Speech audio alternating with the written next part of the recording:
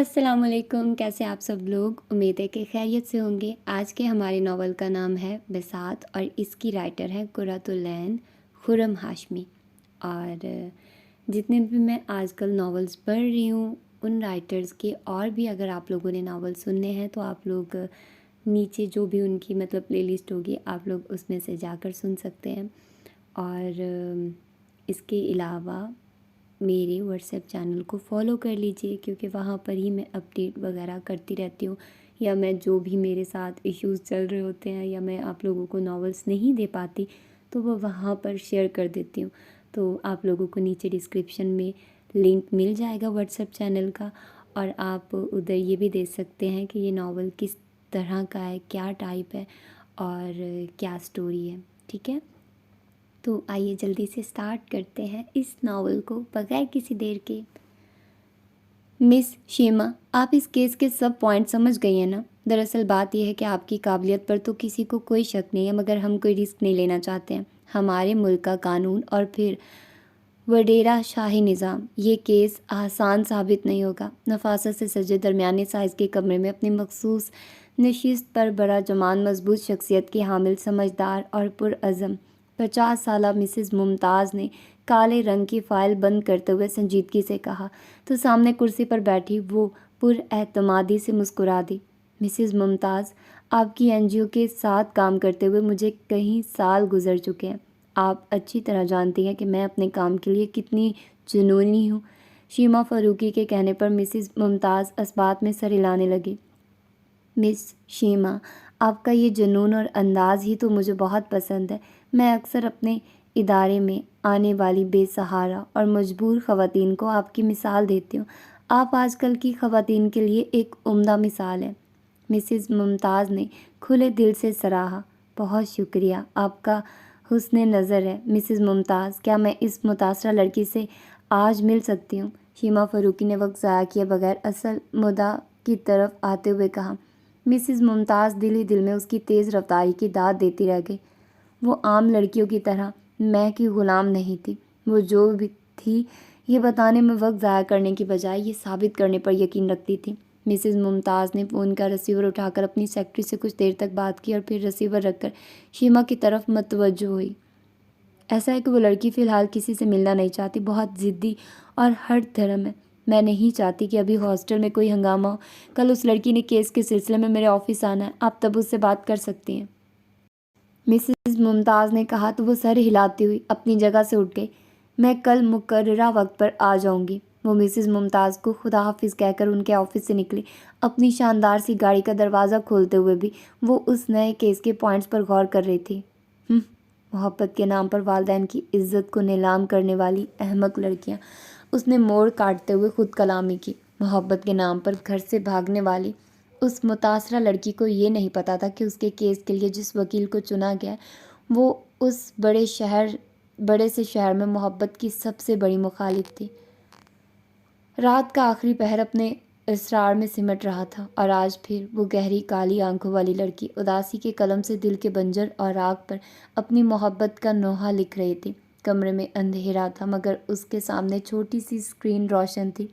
اس کی انگلیاں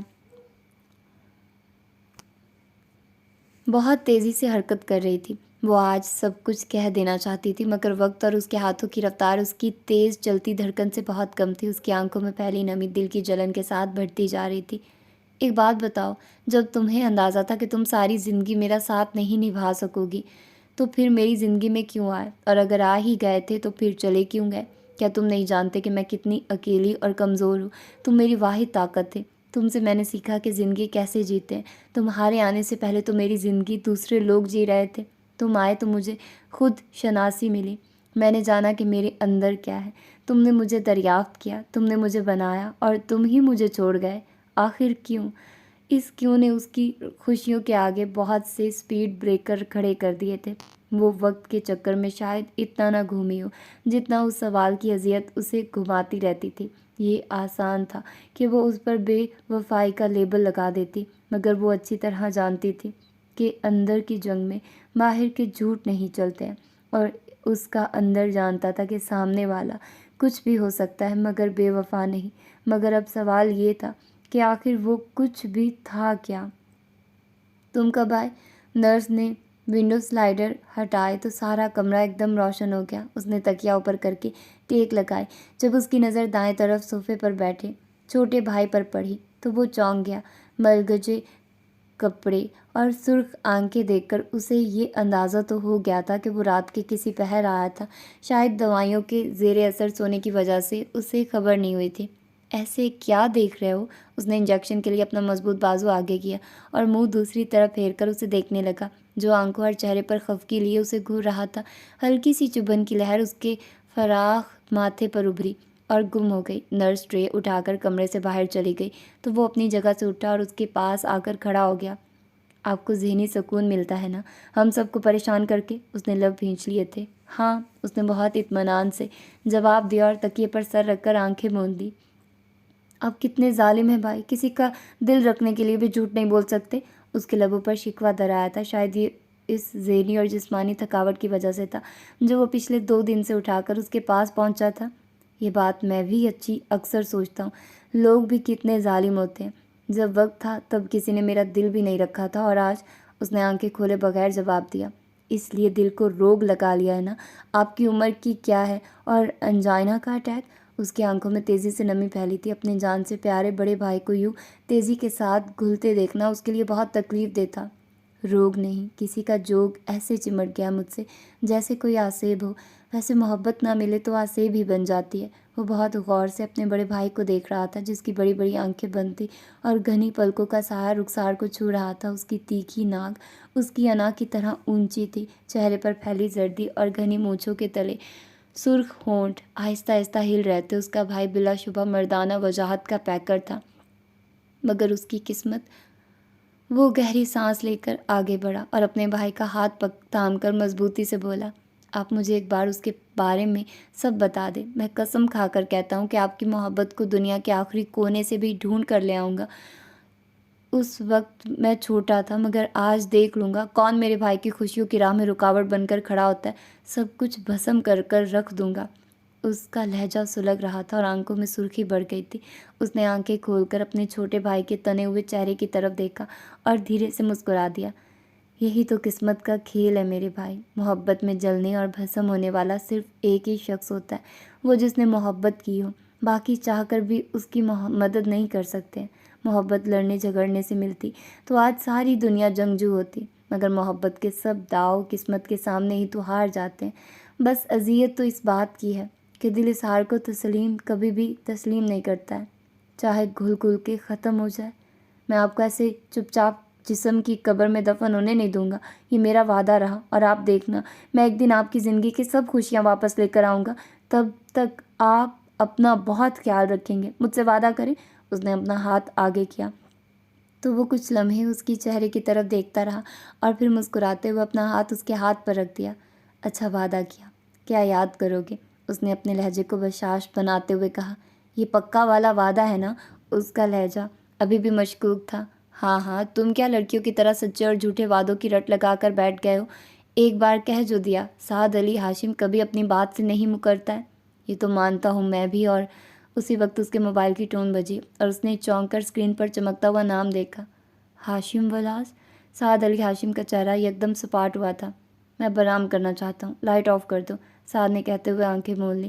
اس نے لب بھینچ لیے، مگر کچھ بھی کہے بغیر فون کان سے لگا کر آہستہ آواز میں بات کرتا کمرے سے باہر نکل گیا۔ وہ جانتا تھا کہ اس کی بیماری کی خبر سن کر ہاشم ولاس میں کوئی تڑپ رہا تھا، مگر ان کی تڑپ پھر بھی بہت کم تھی اس کی تڑپ کے سامنے۔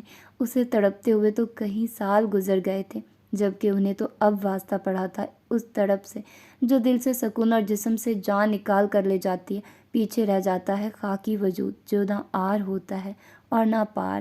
درمیان کی یہ کیفیت کتنی اذیت ناک ہوتی ہے، یہ وہی بتا سکتا ہے جو اس کیفیت سے گزرا ہو، اور سعد علی ہاشم سے بہتر یہ کون جان سکتا تھا۔ ہیلو، میرا نام شیما فاروقی ہے اور میں وکیل ہوں۔ تمہارے کیس کے سلسلے میں تم سے بات کرنا چاہتی ہوں۔ لان میں بینچ پر بیٹھی 20 سال کی خوش شکل لڑکی نے سر اٹھا کر سامنے کھڑی شیما فاروقی کی طرف دیکھا تھا۔ بلیک پینٹ کوٹ اور وائٹ شرٹ میں ملبوس اس کا پر اعتماد انداز بہت واضح تھا۔ اس کے نئے نقش تیکھے تھے، عمر کوئی 32 سے 35 کے درمیان تھی۔ وہ بلا شبہ خوبصورت اور متاثر کن خواتین میں شمار ہوتی تھی۔ ہیلو، میں فریال ہوں۔ اس لڑکی کے چہرے پر سادہ سی مسکراہٹ پھیلی تھی۔ شیما نے بھی جواباً مسکرا کر اسے دیکھا، پھر اس کے ساتھ بیٹھ گئی۔ دیکھو فریال، تم نے اپنے قبیلے سے بغاوت کر کے بہت بڑا قدم اٹھایا۔ تمہارے قبیلے کے لوگ اتنی آسانی سے تمہارا پیچھا نہیں چھوڑیں گے۔ شاکر رضوی اچھا لڑکا ہے، میں ملی ہوں اس سے۔ شیما کے کہنے پر فریال نے چونک کر اس کی طرف دیکھا۔ شیما کی نکیوں سے اس کے چہرے کے تاثرات کا جائزہ لے رہی تھی۔ وہ اچھا ضرور ہے، مگر ایسا بھی نہیں کہ اس کی خاطر تم اتنا بڑا قدم اٹھا لیتی۔ شیما فاروقی نے منہ بنا کر کہا تو فریال بے ساختہ ہنس پڑی۔ لگتا ہے آپ نے کبھی محبت نہیں کی ہے، اس لیے ایسا کہہ رہی ہیں۔ فریال کے سادے سے لہجے نے ایک لمحے کے لیے شیما فاروقی کو سن کر دیا، مگر وہ بولی تو لہجہ نارمل تھا۔ محبت اور حماقت میں بہت فرق ہے بے وقوف لڑکی۔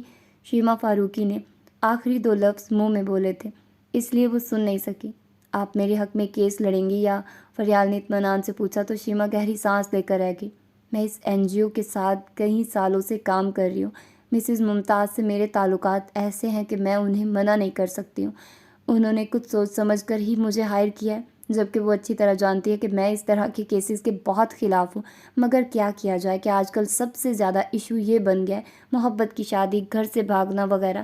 جیسے محبت نہ ہوئی، کوئی ریس ہو گئی جس میں حصہ لینا اور اسے جیتنا سب کے لیے ضروری ہو گیا۔ فارغ ذہن کے کارنامے ہیں بس یہ۔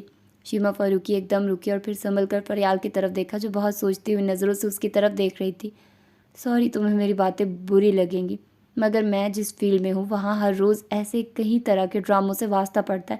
میں یہ نہیں کہہ رہی کہ تم اپنے جذبوں میں غلط ہوگی، میں بس یہ کہنا چاہ رہی ہوں کہ ضروری نہیں ہے کہ ہم جو سوچیں وہ سچ بھی ہو۔ اکثر ہم اپنے ابہام اور خیالوں کی رو میں بہہ کر بھی بہت سے غلط قدم اٹھا لیتے ہیں۔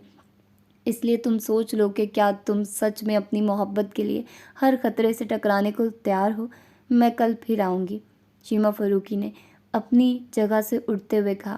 وہ ابھی چند قدم آگے گئی تھی جب پیچھے سے آتی آواز نے اس کے قدم روکے تھے۔ جب ہم محبت سوچ سمجھ کر نہیں کرتے تو اس کے لیے کسی بھی حد سے گزرنے سے کیا ڈرنا اور سوچنا۔ آپ بے فکر رہیں، میں ہمیشہ آپ کو اسی مقام پر ہی ملوں گی۔ شیما فاروقی نے پلٹ کر بظاہر سادہ نظر آنے والی گہری لڑکی کو دیکھا۔ وہ بہت ضدی اور خود سر لڑکی ہے۔ اس دن مسز ممتاز نے کہا تھا۔ شیما نے آج اس بات کو دل میں تسلیم کیا۔ اوکے، آنے والے وقت کے لیے تیار رہو۔ شیما فاروقی نے کالا چشمہ لگایا اور پلٹ کر چلی گئی۔ فریال نے گہری سانس لے کر کیاری میں لگے گلاب کے سرخ پھولوں کی طرف دیکھا تھا۔ محبت کا سرخ گلاب دل کے لہو سے نمو پاتا ہے۔ وہ جانتی تھی کہ محبت کے کسی مقام پر بھی اسے اپنا لہو دینا پڑ سکتا ہے۔ اس نے برسوں سے چلی آ رہی کمزور عورت پر حکمرانی کرنے کی ایک مضبوط روایت کو توڑا تھا۔ اس نے اپنے قبیلے کے لوگوں کو بتایا تھا کہ وہ بھی سانس لیتی جیتی جاگتی ایک لڑکی ہے، جس کے بہت سے خواب اور خواہشات تھی، جو دل سے ہنسنا بھی چاہتی ہے اور رنگوں میں بسنا بھی، جو اپنے حق کے لیے بول بھی سکتی ہے اور لڑ بھی سکتی ہے۔ مگر یہ بھی سچ تھا کہ اس کے اندر ایک دھڑکا لگا ہوا تھا۔ اپنے پیارے والدین کا خیال اس کے مضبوط ارادے کو کمزور کر دیتا۔ وہ جذبات کی رو میں بہہ کر اتنا بڑا قدم اٹھا تو چکی تھی، مگر آنے والے وقت کے خوفناک سائے اسے ڈراتے بھی تھے۔ مگر وہ خود کو کسی کے سامنے کمزور ثابت نہیں کرنا چاہتی تھی، اس لیے اپنے مخصوص ضدی اور ہر دھرم انداز میں بات کرتی۔ وسیع پورچ میں کالے رنگ کی GMC آ کر رکی۔ وہ بہت کروفر سے نیچے اترا اور تیز تیز قدم اٹھاتا اندر کی طرف چل پڑا۔ اسے دیکھ کر آس پاس کے سب ملازم الرٹ ہو گئے تھے، کیونکہ وہ مزاج کا بہت تیز تھا۔ کسی کی کوئی بھی بات یا حرکت اسے بری لگ سکتی تھی۔ وہ عالیشان بنگلے کے ڈرائنگ روم میں داخل ہوا تو اس کے انتظار میں بیٹھے ہوئے کچھ لوگ فوراً اٹھ کھڑے ہوئے۔ وہ لمبے لمبے قدم اٹھاتا آگے بڑھا اور صوفے کی پشت سے ٹیک لگائے بیٹھے آغا جان کے سامنے ادب سے سر جھکا کر سلام کیا۔ آغا جان نے اپنا انگوٹھیوں سے بھرا ہاتھ اس کے سر پر رکھا اور اسے بیٹھنے کا اشارہ کیا۔ وہ اپنے کندھے پر ڈالی چادر کو زور سے جھٹکتا ہوا صوفے پر بیٹھا اور ٹانگ پر ٹانگ جما کر سامنے بیٹھے تینوں افراد کو دیکھنے لگا، جو اس کے مسلسل گھورنے پر کنفیوز ہو گئے تھے۔ آپ لوگوں کا شمار شہر کے بہترین وکیلوں میں ہوتا ہے، مگر یہ بہترین وکیل ایک عورت کی قابلیت سے پریشان ہے۔ اس کا لہجہ طنزیہ اور لفظ سخت تھے۔ ایسی بات نہیں سر، وہ عورت عام نہیں ہے، بہت قابل اور نڈر ہے، کسی سے ڈرتی نہیں۔ اور ان میں سے ایک شخص نے حوصلہ کر کے کہنا شروع کیا، مگر فوراً سے رکنا پڑا۔ آپ کا مطلب یہ ہے کہ اب ہم ایک عورت کی جرأت اور بہادری کو سراہیں گے؟ اس کے لہجے کی پھنکار بہت واضح تھی۔ نہیں، میرا یہ مطلب نہیں تھا۔ میں تو اس وکیل کو سمجھ نہیں آ رہی تھی کہ سامنے بیٹھے تند خو شخص کو کیسے سمجھائے۔ مسٹر صفدر، کیا آپ نہیں جانتے کہ ہم صرف عورت پر حکومت کرنا، اسے زیر کرنا جانتے ہیں؟ اب چاہے وہ عورت کتنی بھی قابل اور جرأت مند ہو، ہمارے لیے اس کی اہمیت جوتی سے زیادہ نہیں ہوتی۔ ہمارے قبیلے کی لڑکی نے جو قدم اٹھایا، اس کی سزا تو اسے ضرور ملے گی، مگر ساتھ ہی اس این جی او اور وکیل کو بھی نہیں چھوڑیں گے جن کی اتنی جرأت کہ ہماری عزتوں کو سر عام تماشا بنائیں۔ وہ تیش کے عالم میں اپنے ہاتھ کو سختی سے بند کر اور کھول رہا تھا۔ اس سے پہلے کہ وہ وکیل کو جواب دیتے، آغا جان نے ہاتھ اٹھا کر اسے چپ رہنے کا اشارہ کیا۔ آغا جان کا اشارہ اس کے غصے کی آگ پر پانی کی طرح پڑا تھا۔ وہ ایک دم ہی سیدھا ہو کر بیٹھ گیا اور ان کی طرف سوالیہ نظروں سے دیکھنے لگا۔ ہمیں ہر قیمت پر لڑکی واپس چاہیے۔ اگر میڈیا درمیان میں نہ پڑتا تو ہم اس کیس کو اپنے طریقے سے ہینڈل کر لیتے، مگر خیر، کوشش کریں کہ جلد ہی جلد اس کیس کا فیصلہ ہو جائے، اور وہ بھی ہمارے حق میں۔ ہم دشمن قبیلے کو صرف ایک چیز ہی دیتے ہیں، اور وہ ہے موت۔ لڑکی تو بہت دور کی چیز ہے۔ آپ سب سمجھ گئے ہیں نا؟ آغا جان نے اپنے مخصوص روبدار لہجے میں کہا۔ ان تینوں نے جلدی سے اس بات میں سر ہلائے۔ کچھ دیر تک وہ مختلف پہلوؤں سے کیس پر روشنی ڈالتے رہے اور پھر اجازت لے کر اٹھ گئے۔ ان کے جانے کے بعد آغا جان اس کی طرف متوجہ ہوئے۔ اپنے غصے پر قابو پانا سیکھو فراز، دشمن ہر وقت ہماری طاق میں لگا رہتا ہے۔ مت بھولو کہ اس بار بھی پارٹی کا ٹکٹ ہمارے پاس ہے۔ ہمیں ہر حال میں خود کو کامیاب ثابت کرنا ہے، اس لیے فضول کے جھمیلوں میں مت پڑو۔ تمہاری اچھی ساکھ ہی تمہیں آنے والے الیکشن میں کامیابی دلوا سکتی ہے۔ آغا جان نے سنجیدگی سے کہا تو وہ لب بھینچ کر بولا، بات ہماری غیرت کی ہے آغا جان، وہ دشمن قبیلے کا لڑکا ہے۔ تم فکر مت کرو، ہم اس کیس کو ہاتھ سے نہیں جانے دیں گے۔ یہ سب تم بہت سمجھداری سے دیکھو، بظاہر ہر کام قانون کے مطابق کرو، مگر در پڑتا دشمن کو زیر کرنے کی کوشش کرتے رہو۔ سنا ہے وہ وکیل ایسے کیسز کے لیے بہت مشہور ہے۔ ایک تو یہ میڈیا اور این جی اوز والے سارے معاملات خراب کر کے رکھ دیتے ہیں۔ خیر، دیکھ لیں گے انہیں بھی۔ کچھ دیر تک آغا جان آگے کا لایا عمل طے کرتے رہے۔ فراز اٹھ کر جانے لگا تو آغا جان نے سرسری سے لہجے میں پوچھا، اور باقی سب ٹھیک رہا؟ فراز نے چونک کر ان کی طرف دیکھا۔ ان کا اشارہ کس طرف ہے وہ سمجھ گیا تھا۔ جی، اس کے مختصر جواب میں بھی ان کی تسلی کے لیے سب کچھ موجود تھا۔ ٹھیک ہے، تم جاؤ، لاہور پہنچ کر اطلاع دینا۔ بیسٹ سیمنٹ فیکٹری کے ایم ڈی ایک میٹنگ کرنا چاہ رہے ہیں۔ اگر بات ہمارے مطلب کی ہوئی تو کاروبار میں شراکت کرنے میں کوئی برائی نہیں ہے، سمجھ گئے نا؟ آغا جان کے کہنے پر فراز نے سوچتے ہوئے اس بات میں سر ہلایا۔ آپ فکر مت کریں، میں سب دیکھ لوں گا، اب چلتا ہوں۔ فراز نے جھک کر سر پر پیار لیا اور لمبے لمبے قدم اٹھاتا وہاں سے چلا گیا۔ آغا جان اپنے پرتعیش ڈرائنگ روم میں اکیلے بیٹھے رہ گئے۔ اسلام آباد کے پرسکون شہر میں وسیع رقبے پر پھیلا ہوا ان کا عالی شان گھر کے افراد سے زیادہ نوکروں کی فوج پر مشتمل تھا۔ چودھری یعقوب علی عرف آغا جان کی عمر تقریباً 60 کے قریب تھی، مگر وہ اچھی صحت کے ساتھ سرخ و سفید رنگت کے مالک دراز قد آدمی تھے، جن کے لہجے اور قدموں کی دھمک آج بھی سب کے دل دہلا دیتی تھی۔ بہت ذہین اور شاطر دماغ کے مالک، اس لیے تو ان کا شمار ملک کے بڑے بزنس مین اور ذہین سیاستدان میں ہوتا تھا۔ وہ بظاہر کئی سال پہلے اپنے قبیلے سے ہجرت کر کے اسلام آباد آ گئے تھے، مگر اپنے قبیلے کے ہر معاملے سے باخبر رہتے۔ اپنے لوگوں سے بنے اس تعلق نے ان کی ساکھ کو بہت مضبوط بنا دیا تھا۔ وہ جانتے تھے کہ محکوم ذہن کے لوگوں پر حکومت کیسے کرنی ہے۔ ان کے قبیلے کے لوگ آج تک غیرت کے گورکھ دھندے سے باہر نہیں نکلے تھے۔ ان سے جو بات بھی منمانی ہو، بہت آسانی سے غیرت کو درمیان میں لے آئیں۔ پھر وہ لوگ غصے کی آگ میں جل کر اچھے برے کی سب تمیز بھول جاتے تھے۔ آغا جان اپنی عالی شان حویلی میں ملازموں کی فوج کے ساتھ اکیلے رہتے تھے۔ فراز زیادہ تر شہر یا ملک سے باہر ہوتا، اس کی مصروفیت کا عالم اور تھا۔ آغا جان کے شاطر دماغ کے ہر منصوبے اور عمل کو پایہ تکمیل تک پہنچانے کی ذمہ داری فراز پر تھی۔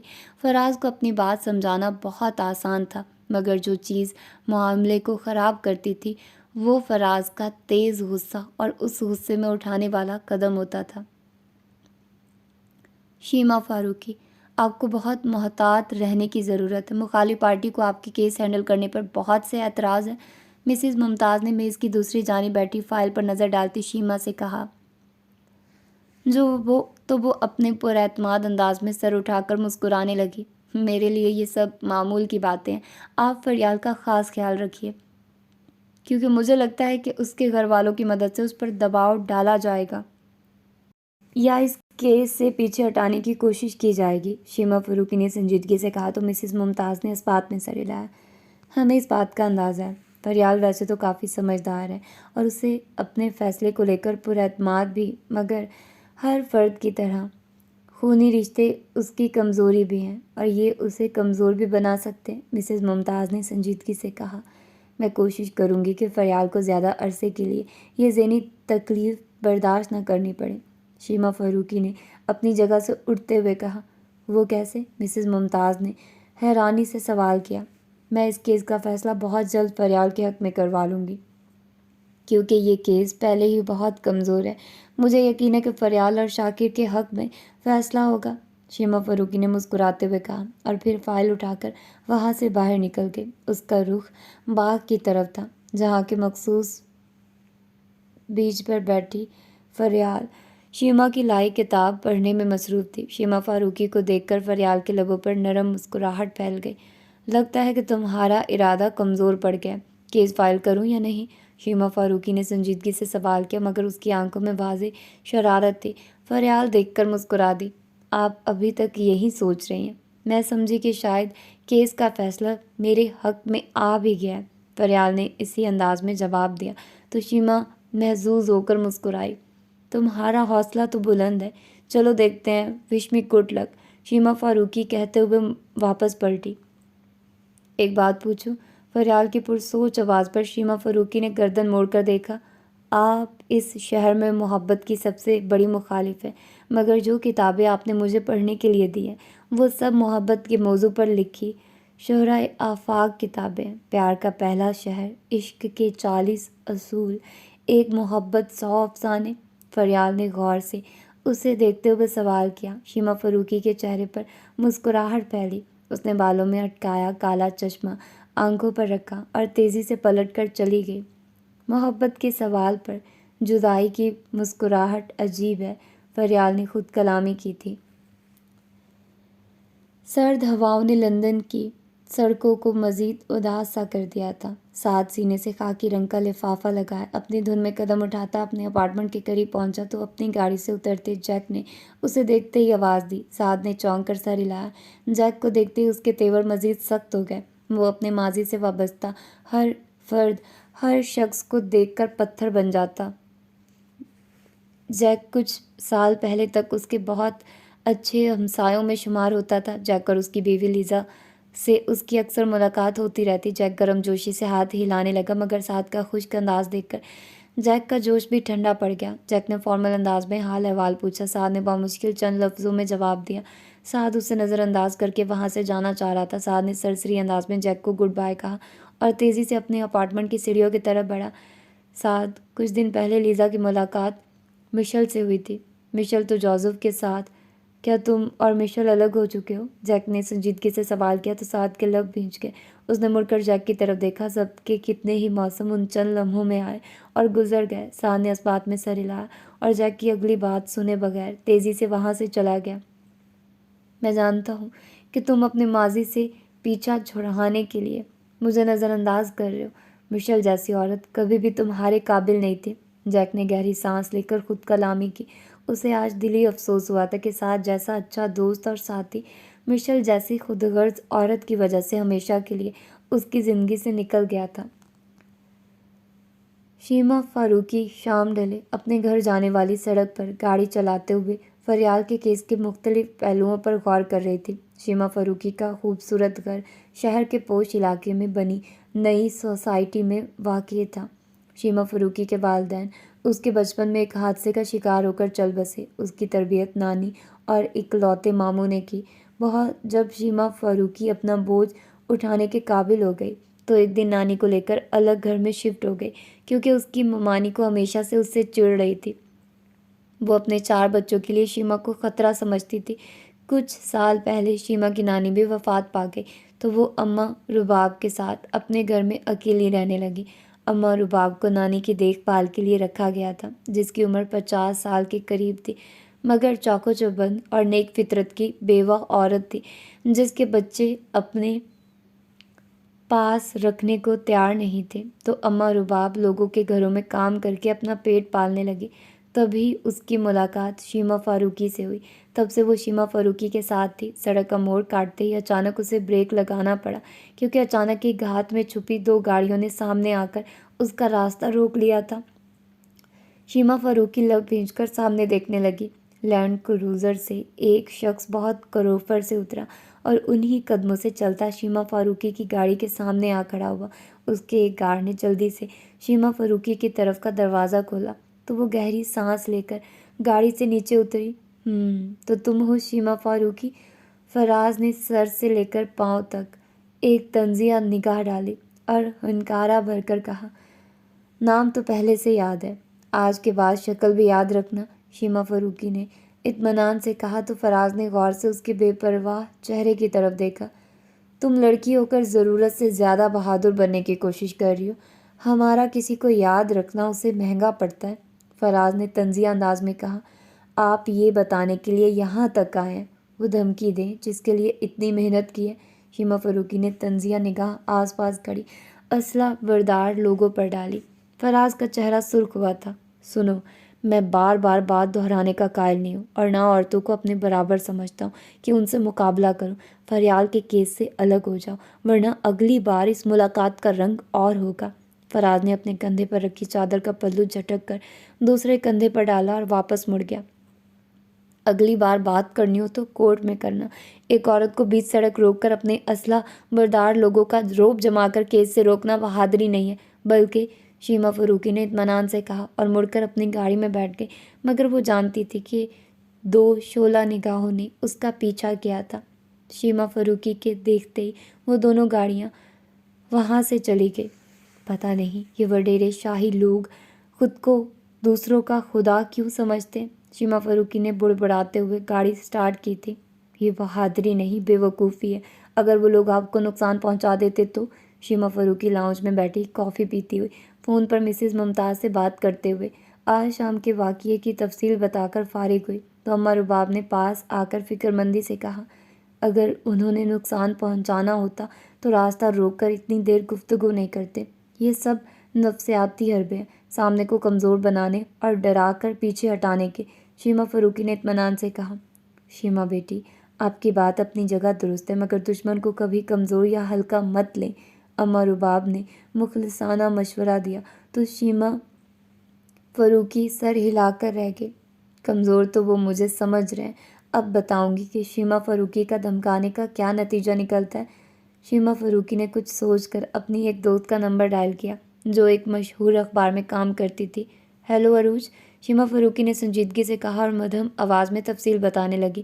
بے فکر رہو، یہ خبر کل کے اخبار کے فرنٹ پیج پر ہوگی۔ عروج نے یقین دہانی کرواتے ہوئے فون بند کر دیا۔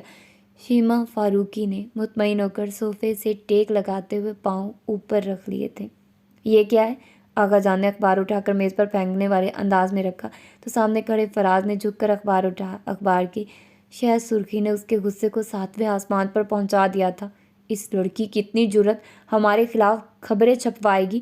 فراز نے اخبار کو رول کر کے اپنی مٹھی میں زور سے بھینچ لیا تھا۔ تم احمق اور جذباتی ہو، شکر کرو کہ ابھی وہ یہ نہیں جانتی کہ کل اس کا راستہ کس نے روکا تھا۔ وہ تمہیں قبیلے کا کوئی نمائندہ سمجھ رہی ہے، آغا جان نے سنجیدگی سے کہا تو فراز سر جھٹک کر دوسری طرف دیکھنے لگا۔ آغا جان جو صوفے سے ٹیک لگائے ٹانگ پر ٹانگ جمائے بیٹھے تھے فوراً سیدھے ہو کر آگے کی طرف جھکے اور اپنی ہرے رنگ کی مغرور آنکھیں فراز پر مرکوز کر دی۔ میری بات سمجھ رہے ہو نا؟ آئندہ اس لڑکی کے راستے میں مت کھڑے ہونا، اس کام کے لیے ہمارے آدمی کافی ہیں، آغا جان نے سخت انداز میں کہا، کیونکہ وہ جانتے تھے کہ فراز رکنے والا نہیں ہے۔ آپ کا مطلب ہے کہ میں یہ ثابت کروں کہ میں اس معمولی سی خبر کی وجہ سے ڈر گیا ہوں؟ فراز نے تنک کر کہا۔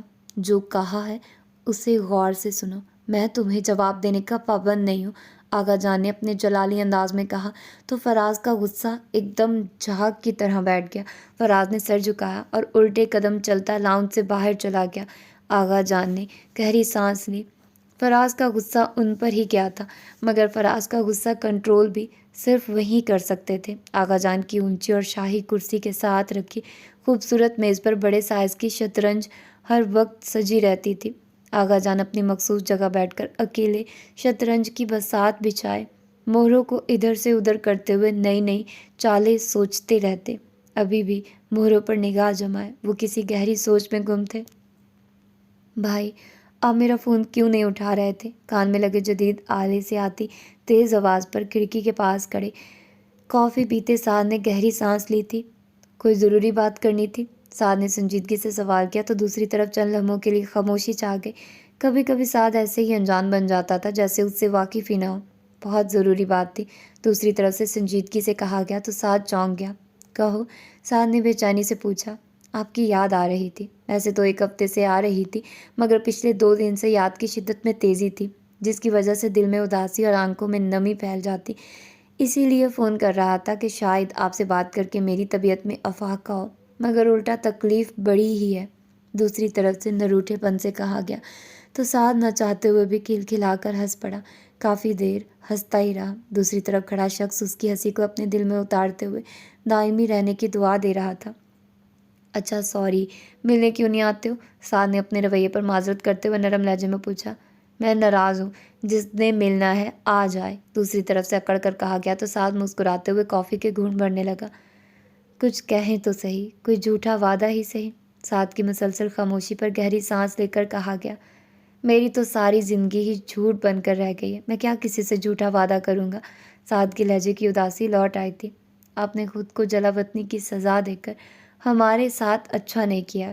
اداسی میں ڈوبا شکوہ سعد کو مزید اداس کر گیا۔ مجھے یہ سزا دوسروں نے سنائی تھی، میں تو اس پر سختی سے عمل کر رہا ہوں، سعد نے تلخ لہجے میں کہا۔ کاش آپ کو کسی سے ایسی طوفانی محبت ہو کہ آپ کچی ڈور سے بندھے کھنچے چلے آئیں۔ جلے دل کے ساتھ دی دعا پر سعد کچھ لمحوں کے لیے چپ کر گیا۔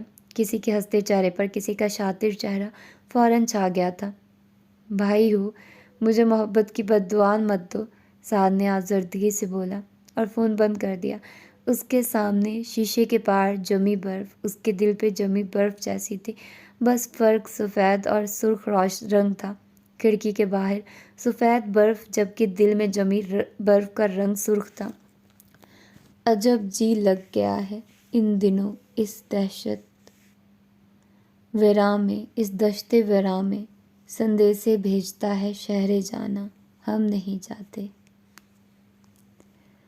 بس تمہاری ہمت اتنی ہی تھی، تم نے تو کہا تھا کہ ہمیشہ اسی مقام پر کھڑی ملو گی۔ پھر آج پیشی کے بعد جب فریال واپس دارالامان پہنچی تو اس کی آنکھیں روئی ہوئی تھی۔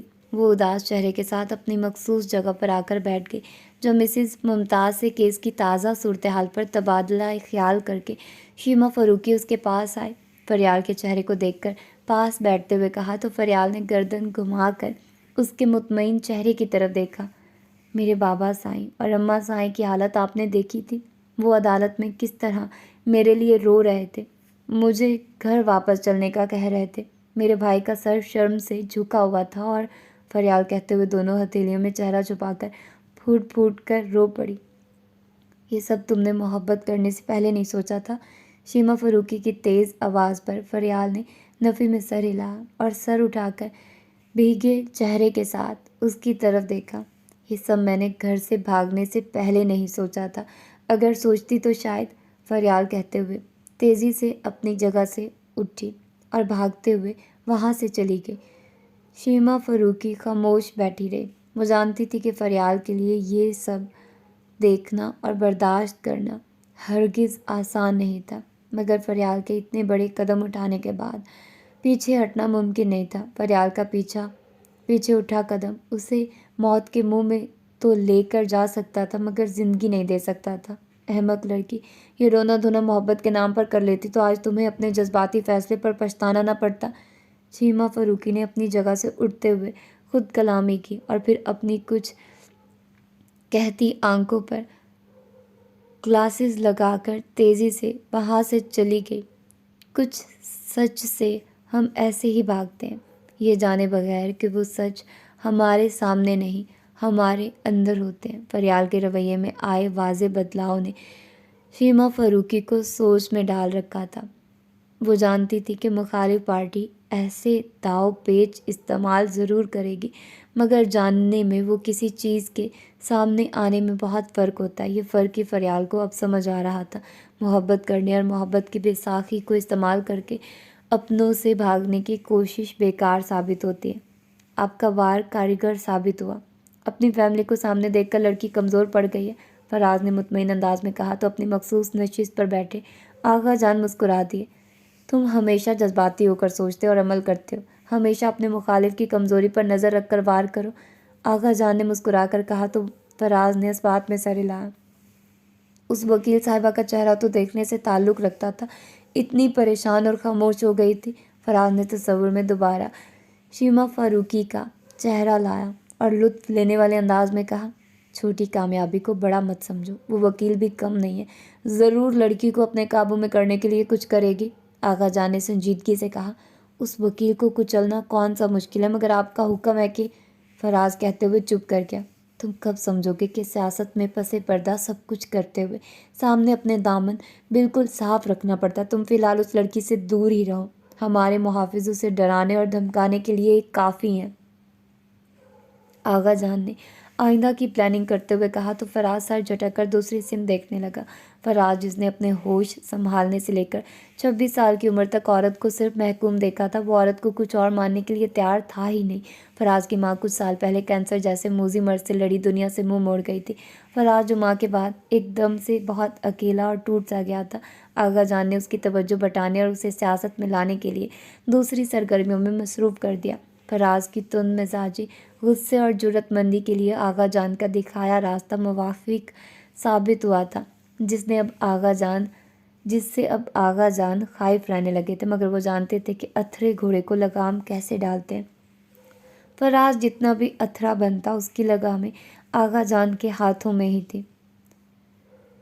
خزاں ہمیشہ صرف منظر میں نہیں ہوتی، جو خزاں انسان کے اندر ڈیرا ڈالتی ہے، اس کے رنگوں میں زندگی جیسی کوئی بات نہیں ہوتی، جبکہ منظروں کی خزاں اپنے خشک پتوں کے ساتھ بھی دل فریب لگتی ہے۔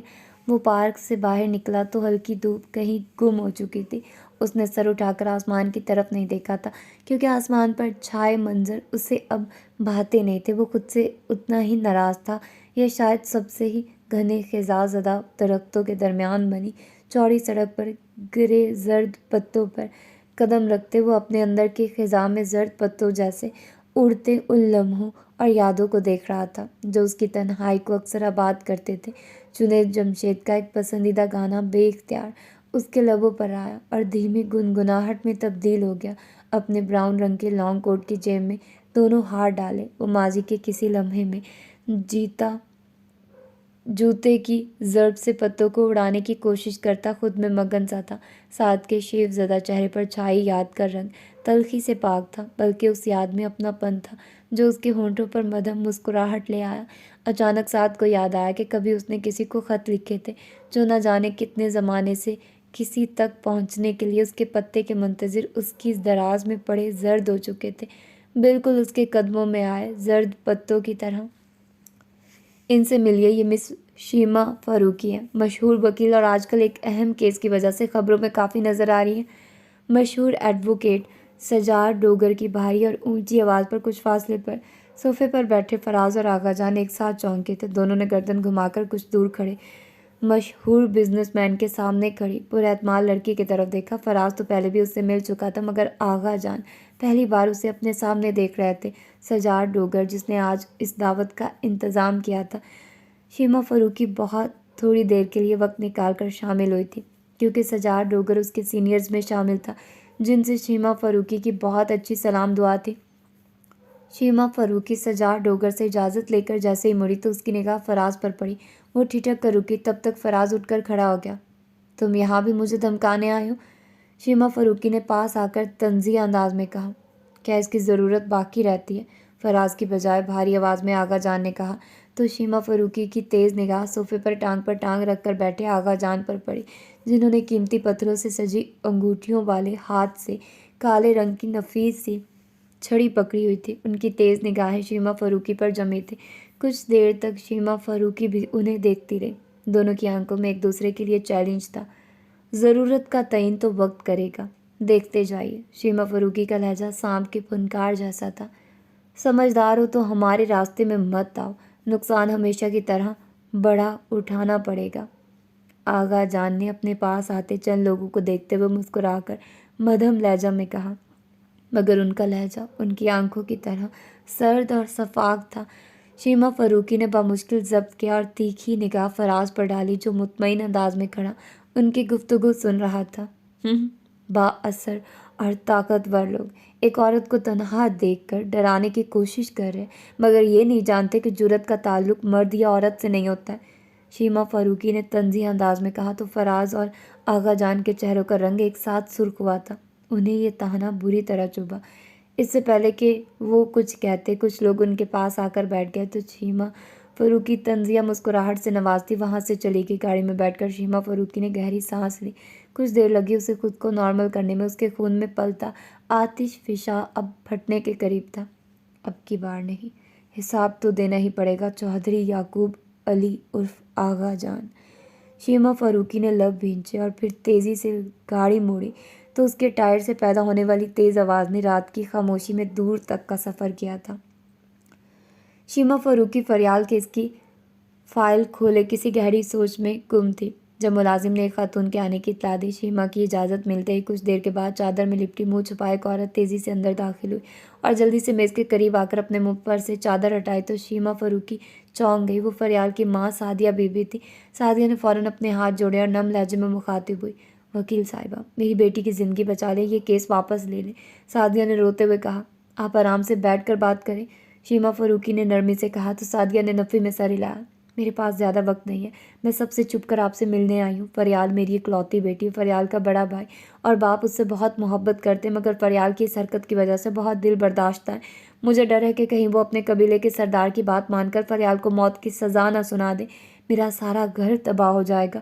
آپ کے لیے یہ صرف کیس ہے، چاہے جیتے یا ہاریں، مگر ہمارے لیے یہ زندگی اور موت کا مسئلہ ہے۔ آپ یہ کیس جیت بھی گئی تب بھی فریال کی سلامتی کی کوئی گارنٹی نہیں دے سکیں گی، میری التجا پر غور ضرور کیجیے گا۔ سعدیہ نے تیزی سے کہا اور چادر میں منہ چھپاتی کمرے سے باہر چلی گئی۔ شیما فاروقی گمسم سی بیٹھی رہ گئی۔ فریال مسز ممتاز کے آفس سے باہر نکلی تو اس کی چہرے پر الجھن اور آنکھوں میں نمی تھی۔ مسز ممتاز کے ساتھ آئی شیما فاروقی نے گہری نگاہ اس پر ڈالی، جو نگاہیں چراتی تیزی سے وہاں سے چلی گئی تھی۔ مسز ممتاز اور شیما فاروقی نے معنی خیز نگاہوں سے ایک دوسرے کی طرف دیکھا اور سر ہلاتی کمرے میں داخل ہوئی۔ شاکر رضوی جو پریشان چہرے کے ساتھ کرسی پر بیٹھا تھا انہیں دیکھ کر فوراً اٹھا اور تیزی سے شیما فاروقی کے پاس آیا۔ آپ؟ شاکر رضوی شیما کے سامنے آ کر کھڑا ہو گیا اور ضبط کرتے ہوئے کچھ کہنے کی کوشش کرنے لگا۔ اب تو آپ بہت خوش ہوگی نا؟ ایسا ہی چاہتی تھی کہ ہر محبت کرنے والا آپ کے حکم پر چلتے ہوئے محبت سے منکر ہو جائے، پیچھے ہٹ جائے۔ آپ آج کل کی لڑکیوں کو اپنی طرح اکیلے اور آزادانہ زندگی گزارنے کی ترغیب دے رہی ہیں۔ شاکر رضوی نے غصے سے کہا، کیونکہ وہ جانتا تھا کہ شیما فاروقی شروع سے محبت کی شادی کے خلاف تھی اور فریال کو سمجھاتی رہتی۔ شیما نے گہری سانس لی۔ شاکر، میرے خیال سے بیٹھ کر بات کرنا مناسب ہے، مسز ممتاز نے نرمی سے کہا تو شاکر رضوی سر جھٹک کر کرسی پر بیٹھ گیا۔ ایک بات پوچھوں؟ شیما فاروقی نے دوسری کرسی پر بیٹھتے ہوئے شاکر رضوی کو دیکھا۔ اس نے سر اٹھا کر سوالیہ نگاہ سے دیکھا مگر منہ سے کچھ کہا نہیں۔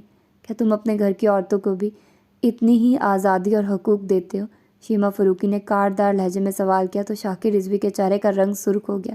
اس نے کچھ کہنے کے لیے منہ کھولا تو شیما فاروقی نے انگلی اٹھا کر سختی سے خاموش رہنے کا اشارہ کیا۔ میری بات ابھی مکمل نہیں ہوئی، تم نے میری ذات پر بات کی تو میں نے تمہیں جواب بھی اسی طرح دیا۔ باقی تم یہ بھول رہے ہو کہ میں ایک وکیل ہوں جو اس طرح کے کئی کیس جیت چکی ہے۔ میں اگر اس کیس کے حق میں نہ ہوتی تو کبھی بھی اس سے لڑنے کی حامی نہیں بھرتی، اور جہاں تک رہی بات فریال کے پیچھے ہٹنے کی تو ایسا ہونا ہی تھا۔ تم گھر سے بغاوت کرنے والے لڑکے لڑکیاں محبت کی بنیاد ہی تنکے پر رکھنے کی کوشش کرتے ہو، وہ تنکا جس کا وجود اتنا ہلکا ہوتا ہے کہ پانی کے بہاؤ کے ساتھ بہتا رہتا ہے، دوسروں کو اچھائی کے لیکچر دینے سے پہلے اپنے گریبان میں جھانک لینا بہتر ہوتا ہے۔ کسی کی بیٹی بہن کو گھر سے بھگا کر شادی کی ترغیب دینا کبھی بھی محبت میں شامل نہیں ہوتا۔ ہاں، تم جیسے چھوٹے ذہنوں کی نام نہاد محبت ضرور ہو سکتی ہے۔ اب تم جا سکتے ہو۔ شیما فاروقی نے دروازے کی طرف اشارہ کیا تو شاکر رضوی فقط چہرے کے ساتھ بامشکل اپنی جگہ سے اٹھا، چند قدم چل کر دروازے تک گیا اور پھر پلٹ کر شیما فاروقی کی طرف دیکھا۔ میں معذرت خواہ ہوں، فریال کے رویے نے مجھے بہت ہرٹ کیا۔ فریال کیس واپس لینا چاہتی ہے، وہ اپنے گھر واپس جانے کی بات کر رہی ہے۔ میں کیسے اسے سمجھاؤں کہ شاکر رضوی کا لہجہ رند کیا۔ کیا یہ ممکن ہے کہ تم دونوں کے خاندانوں کے درمیان صلح ہو جائے؟ شیما فاروقی نے کچھ سوچ کر سوال کیا تو مسز ممتاز اور شاکر رضوی ایک ساتھ چونکے تھے۔ ہاں، اگر قبیلے کے سربراہ ایسا چاہیں تو ہو سکتا ہے، مگر شاکر رضوی الجھے انداز میں چپ کر گیا۔ فریال اور تمہاری شادی کی سلامتی کے لیے یہ ضروری ہے کہ جلد بازی سے کام لینے کی بجائے بہت سوچ سمجھ کر قدم اٹھایا جائے۔ تم پریشان مت ہو، میں کیس کے ہر پہلو پر نظر رکھے ہوئے ہوں، شیما فاروقی نے سنجیدگی سے کہا تو شاکر رضوی ممنون نگاہوں سے اسے دیکھتا وہاں سے چلا گیا۔ فریال کیس واپس لینا چاہتی، اس طرح تو تم کیس ہار جاؤ گی، مسز ممتاز نے شاکر رضوی کے جانے کے بعد کہا تو شیما فاروقی کچھ دیر چپ رہی اور پھر گہری سانس لے کر اپنی جگہ سے اٹھ کر کھڑی ہو گئی۔ کسی کی زندگی ہارنے سے بہتر ہے کہ میں کیس ہار جاؤں، شیما فاروقی نے سنجیدگی سے کہا تو مسز ممتاز چونک گئی۔ کیا مطلب؟ مسز ممتاز نے حیرانی سے سوال کیا۔ کیا آپ نہیں جانتی کہ اس قسم کے کیسز میں چاہے محبت کے دعوے دار جیت بھی جائیں، کسی نہ کسی موڑ پر کسی اندھی گولی کا نشانہ بن کر زندگی کی بازی ہار دیتے ہیں؟ یہ وڈیرے، یہ قبیلوں کے سردار جن کے اونچے شملے انسانی زندگی سے زیادہ قیمتی ہوتے، وہ ایسے باغیوں کو آسانی سے معاف نہیں کرتے ہیں، شیما فاروقی نے سنجیدگی سے کہا۔ حیرت ہے تم ایسی باتیں کر رہی ہو، مسز ممتاز نے حیرانی سے دیکھا۔ پچھلے کئی دنوں سے کچھ گمنام کالز فریال اور شاکر رضوی کو جان سے مارنے کی دھمکی دے رہے تھے، اور کل فریال کی ماں شیما فاروقی نے مدھم لہجے میں اصل بات بتائی۔ یہ فون کالز اس دن کے بعد سے آنا شروع ہوئی تھی جب اس کی ملاقات آغا جان اور فراز سے ایک دعوت میں ہوئی تھی۔ سعدیہ بی بی سے ملنے کے بعد سے شیما فاروقی پریشان تھی۔ وہ اپنے لیے نڈر ہو سکتی تھی، مگر وہ تا حیات کسی دوسرے کی زندگی کی گارنٹی نہیں دے سکتی تھی۔ عدالت کی طرف سے محبت کی شادی کا پروانہ ملنے کے باوجود بھی وہ دونوں محبت سے کوئی گھر نہیں بنا سکتے تھے۔ دونوں ہی اپنے اپنے خاندانوں کے مضبوط سسٹم اور رشتوں سے جڑے تھے جو وقتی طور پر تو بغاوت کر سکتے تھے مگر مستقل طور پر نہیں، جس کی چھوٹی سی مثال شیما فاروقی نے فریال اور اس کے گھر والوں کی ملاقات والے دن دیکھ لی تھی۔ اس دن سے شیما فاروقی سوچ میں گئی گم تھی۔ ہم ڈر کر پیچھے نہیں ہٹ سکتے، اس بات کی کیا گارنٹی ہے کہ فریال اپنے گھر والوں کے بعد محفوظ رہے گی، جانے کے بعد محفوظ رہے گی، مسز ممتاز نے فکر مندی سے کہا۔ ہم اس بات کی گارنٹی مانگ تو سکتے ہیں نا، عدالت کی طرف سے فریال کی حفاظت اور سلامتی کی ذمہ داری تو ان پر ڈال سکتے ہیں، شیما فاروقی نے اصل بات بتائی تو مسز ممتاز پرسوچ انداز میں سر ہلانے لگی۔ تم ٹھیک کہہ رہی ہو، ویسے بھی ہمارا مقصد گھر سے بھاگی لڑکیوں کو شہ دینا تو نہیں ہے، ہم صرف ان کو برے حالات سے محفوظ رکھنے کی کوشش کر کے انصاف دلواتے ہیں۔ اگر فریال کے گھر والے اسے معاف کر کے سلامتی کی ذمہ داری اٹھاتے ہیں تو یہ اس کے حق میں بہتر رہے گا، مسز ممتاز نے مطمئن انداز میں کہا تو شیما فاروقی مسکرا کر خدا حافظ کہتی دروازے کی طرف بڑھی۔ مگر شیما، ان کی محبت کا کیا ہوگا؟ مسز ممتاز کو اچانک خیال آیا۔ شیما فاروقی کے قدم رکے اور اس نے مڑ کر دیکھا۔ ایسی ہزاروں محبتیں خاموشی کے کفن اوڑھے دلوں کے گمنام گوشوں میں مدفن ہوتی ہیں، جس کی قبر پر کوئی یاد کا دیا بھی نہیں جلاتا ہے۔ شیما فاروقی کا لہجہ مدھم ہوا اور وہ تیزی سے مڑ کر دروازے سے باہر چلی گئی۔ مسز ممتاز اس کے لفظوں پر غور کرتی ہی رہ گئی تھی۔ شیما فاروقی اپنے چیمبر پہنچی تو بہت سے ادھورے کام اس کے منتظر تھے۔ دن ڈھلے تک وہ اپنے کاموں میں مصروف رہی۔ وہاں سے فارغ ہو کر اس نے اماں رباب کو فون کر کے کھانا تیار رکھنے کا کہا، کیونکہ آج اس کے ذہن پر چھایا کئی دنوں کا بوجھ اتر گیا تھا۔ شیما فاروقی گھر جانے کے لیے نکلی ضرور، مگر وہ گھر پہنچی نہیں تھی۔ رات 10 بجے جب وہ ایئرپورٹ سے باہر نکلا تو مستعد ڈرائیور کو اپنا منتظر دیکھ کر سعد نے گہری سانس لی۔ اپنے ملک، اپنے شہر آ کر بھی سعد کو ہر چیز اجنبی لگ رہی تھی۔ وہ کبھی بھی دیار غیر سے واپس نہ آتا اگر اس کی مجبوری نہ ہوتی۔ سعد پراڈو میں بیٹھا تو ڈرائیور نے فوراً گاڑی چلا دی۔ کالے شیشوں سے باہر کے سب منظر اسے پہلے جیسے لگے تھے۔ وہ تقریباً 8 سال بعد پاکستان آیا تھا، وہ بھی چھوٹے بھائی کے بعد بے حد اصرار کرنے اور اپنی قسم دینے پر سعد نے شہر کی پرہجوم سڑک پر جب گاڑی کو مخصوص راستے پر جاتے دیکھا تو اس کا چہرہ تن گیا۔ گاڑی فارم ہاؤس کی طرف موڑ لو، سعد نے سرد آواز میں کہا تو ڈرائیور نے بیک میرر میں حیرانی سے اسے دیکھا اور پھر سر ہلاتے ہوئے حکم کی تعمیل کی۔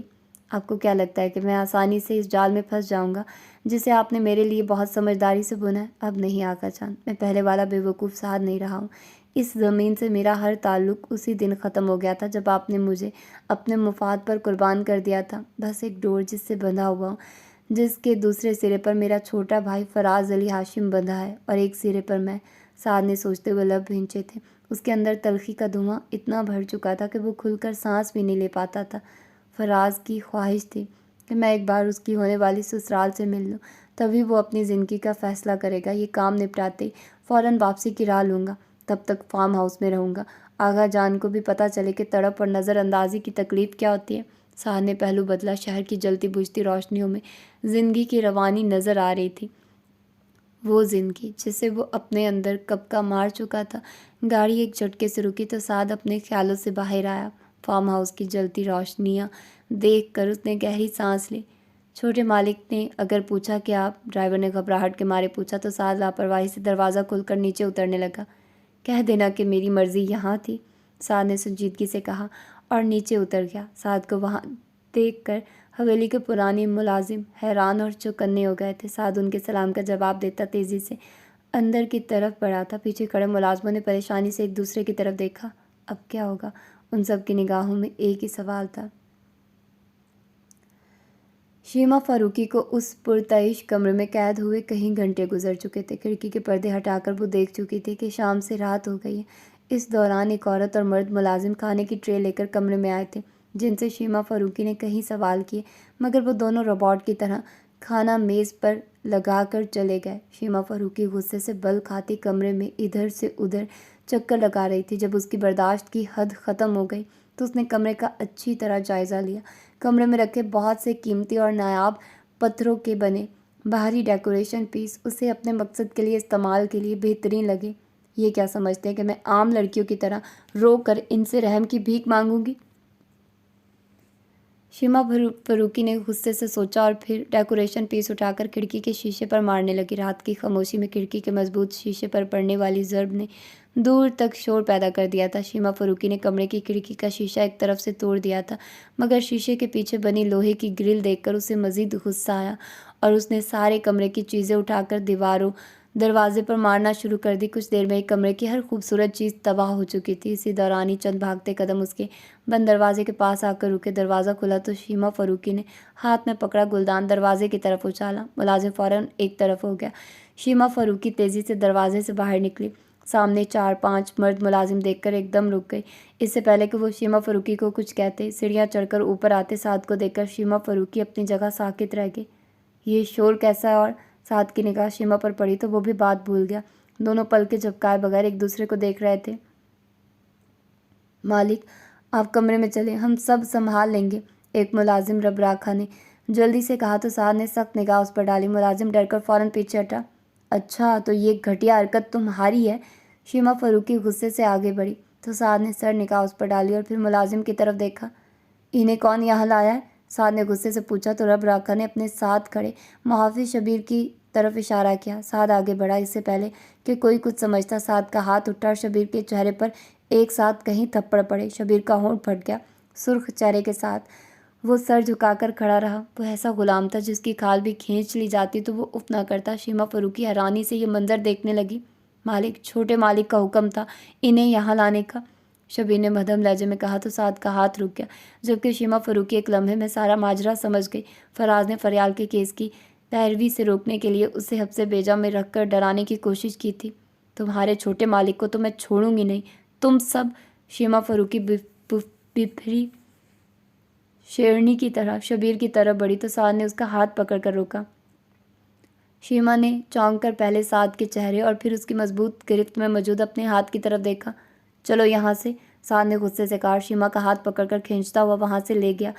ان دونوں کے جاتے ہی رب راکھا نے فوراً فراز کو کال کی۔ فراز جو کسی کام سے گاؤں گیا ہوا تھا جہاں موبائل نیٹ ورک کام نہیں کرتا تھا، شہر کی حدود میں داخل ہوتے ہی اسے جب سعد کے فارم ہاؤس جانے کا پتہ چلا تو اس نے ڈرائیور کو فوراً گاڑی فارم ہاؤس کی طرف لے جانے کا کہا، مگر تب تک سعد اور شیما فاروقی کا آمنا سامنا ہو چکا تھا۔ فراز فارم ہاؤس پہنچا تو سعد اور شیما فاروقی وہاں سے جا چکے تھے۔ تم لوگوں سے اتنی بڑی غلطی کیسے ہوئی؟ فراز کی دھاڑ پر سارے ملازم تھر تھر کانپ رہے تھے۔ اسی وقت آغا جان کا فون آ گیا، اور جب انہیں فراز کی زبانی سعد کے وہاں آنے اور شیما فاروقی کے ساتھ چلے جانے کی خبر ملی تو وہ فون بند کر کے غصے میں پیچ و تاب کھانے لگے۔ سعد اتنے سال بعد پاکستان آیا اور ہم سے ملنے کی بجائے ملا بھی تو کس سے؟ اپنی بچھڑی محبت سے۔ آغا جان کا خون غصے سے کھول رہا تھا، مگر اب کی بار ان کے سامنے ماضی کا فرما بردار سعد نہیں، آج کا ضدی اور خودسر سعد کھڑا تھا۔ مسز عابدہ، آپ کو پیئنگ گیسٹ کی تلاش تھی نا؟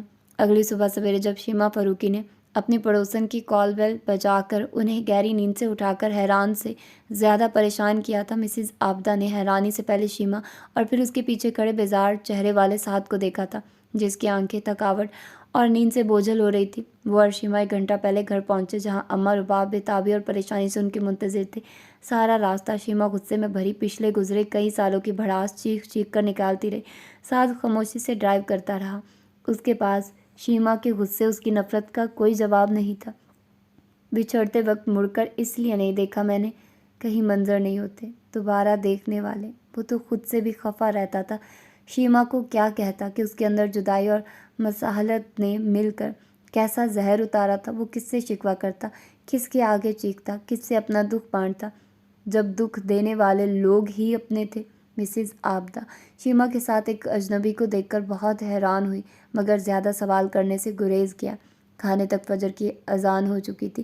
چائے پینے تک جب صبح کی سفیدی پھیلی تو شیما سعد کو لے کر فوراً گھر سے باہر نکلی۔ وہ سعد کو اپنے گھر میں نہیں رکھ سکتی تھی، اتنی صبح ہوٹل ڈھونڈنا بھی مشکل تھا، جبکہ سعد کی تھکاوٹ سے بری حالت ہو رہی تھی۔ وہ جب سے پاکستان آیا تھا مسلسل سفر میں تھا۔ سعد کی تیوری چڑھی ہوئی تھی، اس نے اپنا موبائل آف رکھا ہوا تھا تاکہ فراز اسے فون کر کے پریشان نہ کرے۔ وہ فراز سے سخت خفا تھا۔ شیما نے جلدی سے فارمیلٹی نبھائی اور مسز عابدہ نے مطمئن ہو کر انیکسی کی چابی ان کی طرف بڑھا دی۔ انیکسی میں ضرورت کی تقریباً ہر چیز موجود تھی۔ شیما فاروقی نے ایک سرسری نگاہ ہر طرف ڈالی۔ سعد تھکا آرا صوفے پر بیٹھا۔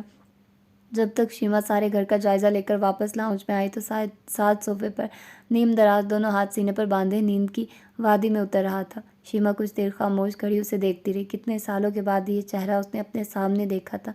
کبھی یہ چہرہ اس کی بینائی ہوا کرتا تھا، سعد کے ساتھ محبت کی رہ گزر پر قدم سے قدم ملا کر چلنے والے۔ شیما بہت نرم دل کی اور نازک سی لڑکی ہوا کرتی تھی۔ سعد کی جدائی نے اسے بہت تلخ بنا دیا تھا۔ وہ اکثر رات کی تنہائی میں اپنے لیپ ٹاپ میں بنائے ایک فولڈر ڈائری میں اپنے دل کا احوال لکھتی۔ بچپن کی محرومی سے لڑتے ہوئے جب زندگی کے ایک حسین موڑ پر ہمدرد اور دوست فطرت سعد ملا تو شیما کو ایسا لگا جیسے اس کے سب دکھوں کا مداوع ہو گیا۔ سعد نے ہمیشہ ہر قدم پر اسے سپورٹ کیا، سعد کی محبت پر نازا۔ شیما کو پتہ ہی نہیں چلا کہ اچانک کب اور کیسے سعد نے اپنا راستہ بدل لیا تھا۔ وہ خود سے ایسی خفا ہوئی کہ اپنی ہر خوشی سے منہ موڑ کر بیٹھ گئی۔ آج سعد کو سامنے دیکھ کر اس کے سب زخم ہرے ہو گئے تھے۔ کئی لمحے خاموشی کے فضوں میں گزر گئے۔ باہر کوئی کھٹکا ہوا تو کچی نیند سے سعد ایک دم جاگا۔ کچھ دیر لگی اسے صورتحال کو سمجھنے میں۔ سعد نے سامنے کھڑی شیما کو دیکھا تو رات کا واقعہ اس کے ذہن میں تازہ ہو گیا۔ وہ فوراً سیدھا ہو کر بیٹھا۔ مسز عابدہ اچھی خاتون ہے، امید ہے کہ تمہیں یہاں کوئی مشکل پیش نہیں آئے گی۔ آج کا کھانا اماں رباب تمہیں دے جائیں گی، کل سے اپنا بندوبست کر لینا۔ شیما نے دروازے کی طرف پلٹتے ہوئے کہا، ایک بات پوچھوں؟ سعد نے سنجیدگی سے سوال کیا تو شیما نے گردن موڑ کر سوالیہ نگاہوں سے دیکھا۔ شدید نفرت کے باوجود تم نے میری مدد کیوں کی؟ چاہتی تو راستے میں چھوڑ کر جا سکتی تھی۔ سعد نے سنجیدگی سے سوال کیا۔ تمہاری طرح نہیں ہونا، اس لیے راستے میں نہیں چھوڑ سکتی تھی۔ ویسے بھی یہ تمہارے احسان کا بدلہ ہے، تم نے بھی تو میری خاطر اپنے گھر والوں کا ساتھ نہیں دیا۔ شیما نے سنجیدگی سے کہا، مجھے ہمیشہ اس بات کا افسوس رہے گا کہ میں وقت پر اپنے گھر والوں کے سامنے کھڑا نہیں ہو سکا۔ سعد نے سر جھکا کر کہا۔ شیما نے غور سے اسے دیکھا، جس کے چہرے پر پہلے جیسی شادابی اور تازگی نہیں تھی۔ اس کی آنکھیں رت جگہوں سے زیادہ کسی پچھتاوے کے الاؤ میں جلتی لگتی تھی۔ شیما نے جواب نہیں دیا اور خاموشی سے وہاں سے چلی گئی۔ اس کے جانے کے بعد سعد نے سر اٹھا کر دیکھا اور گہری سانس لے کر اپنی جگہ سے اٹھ کر کھڑا ہو گیا۔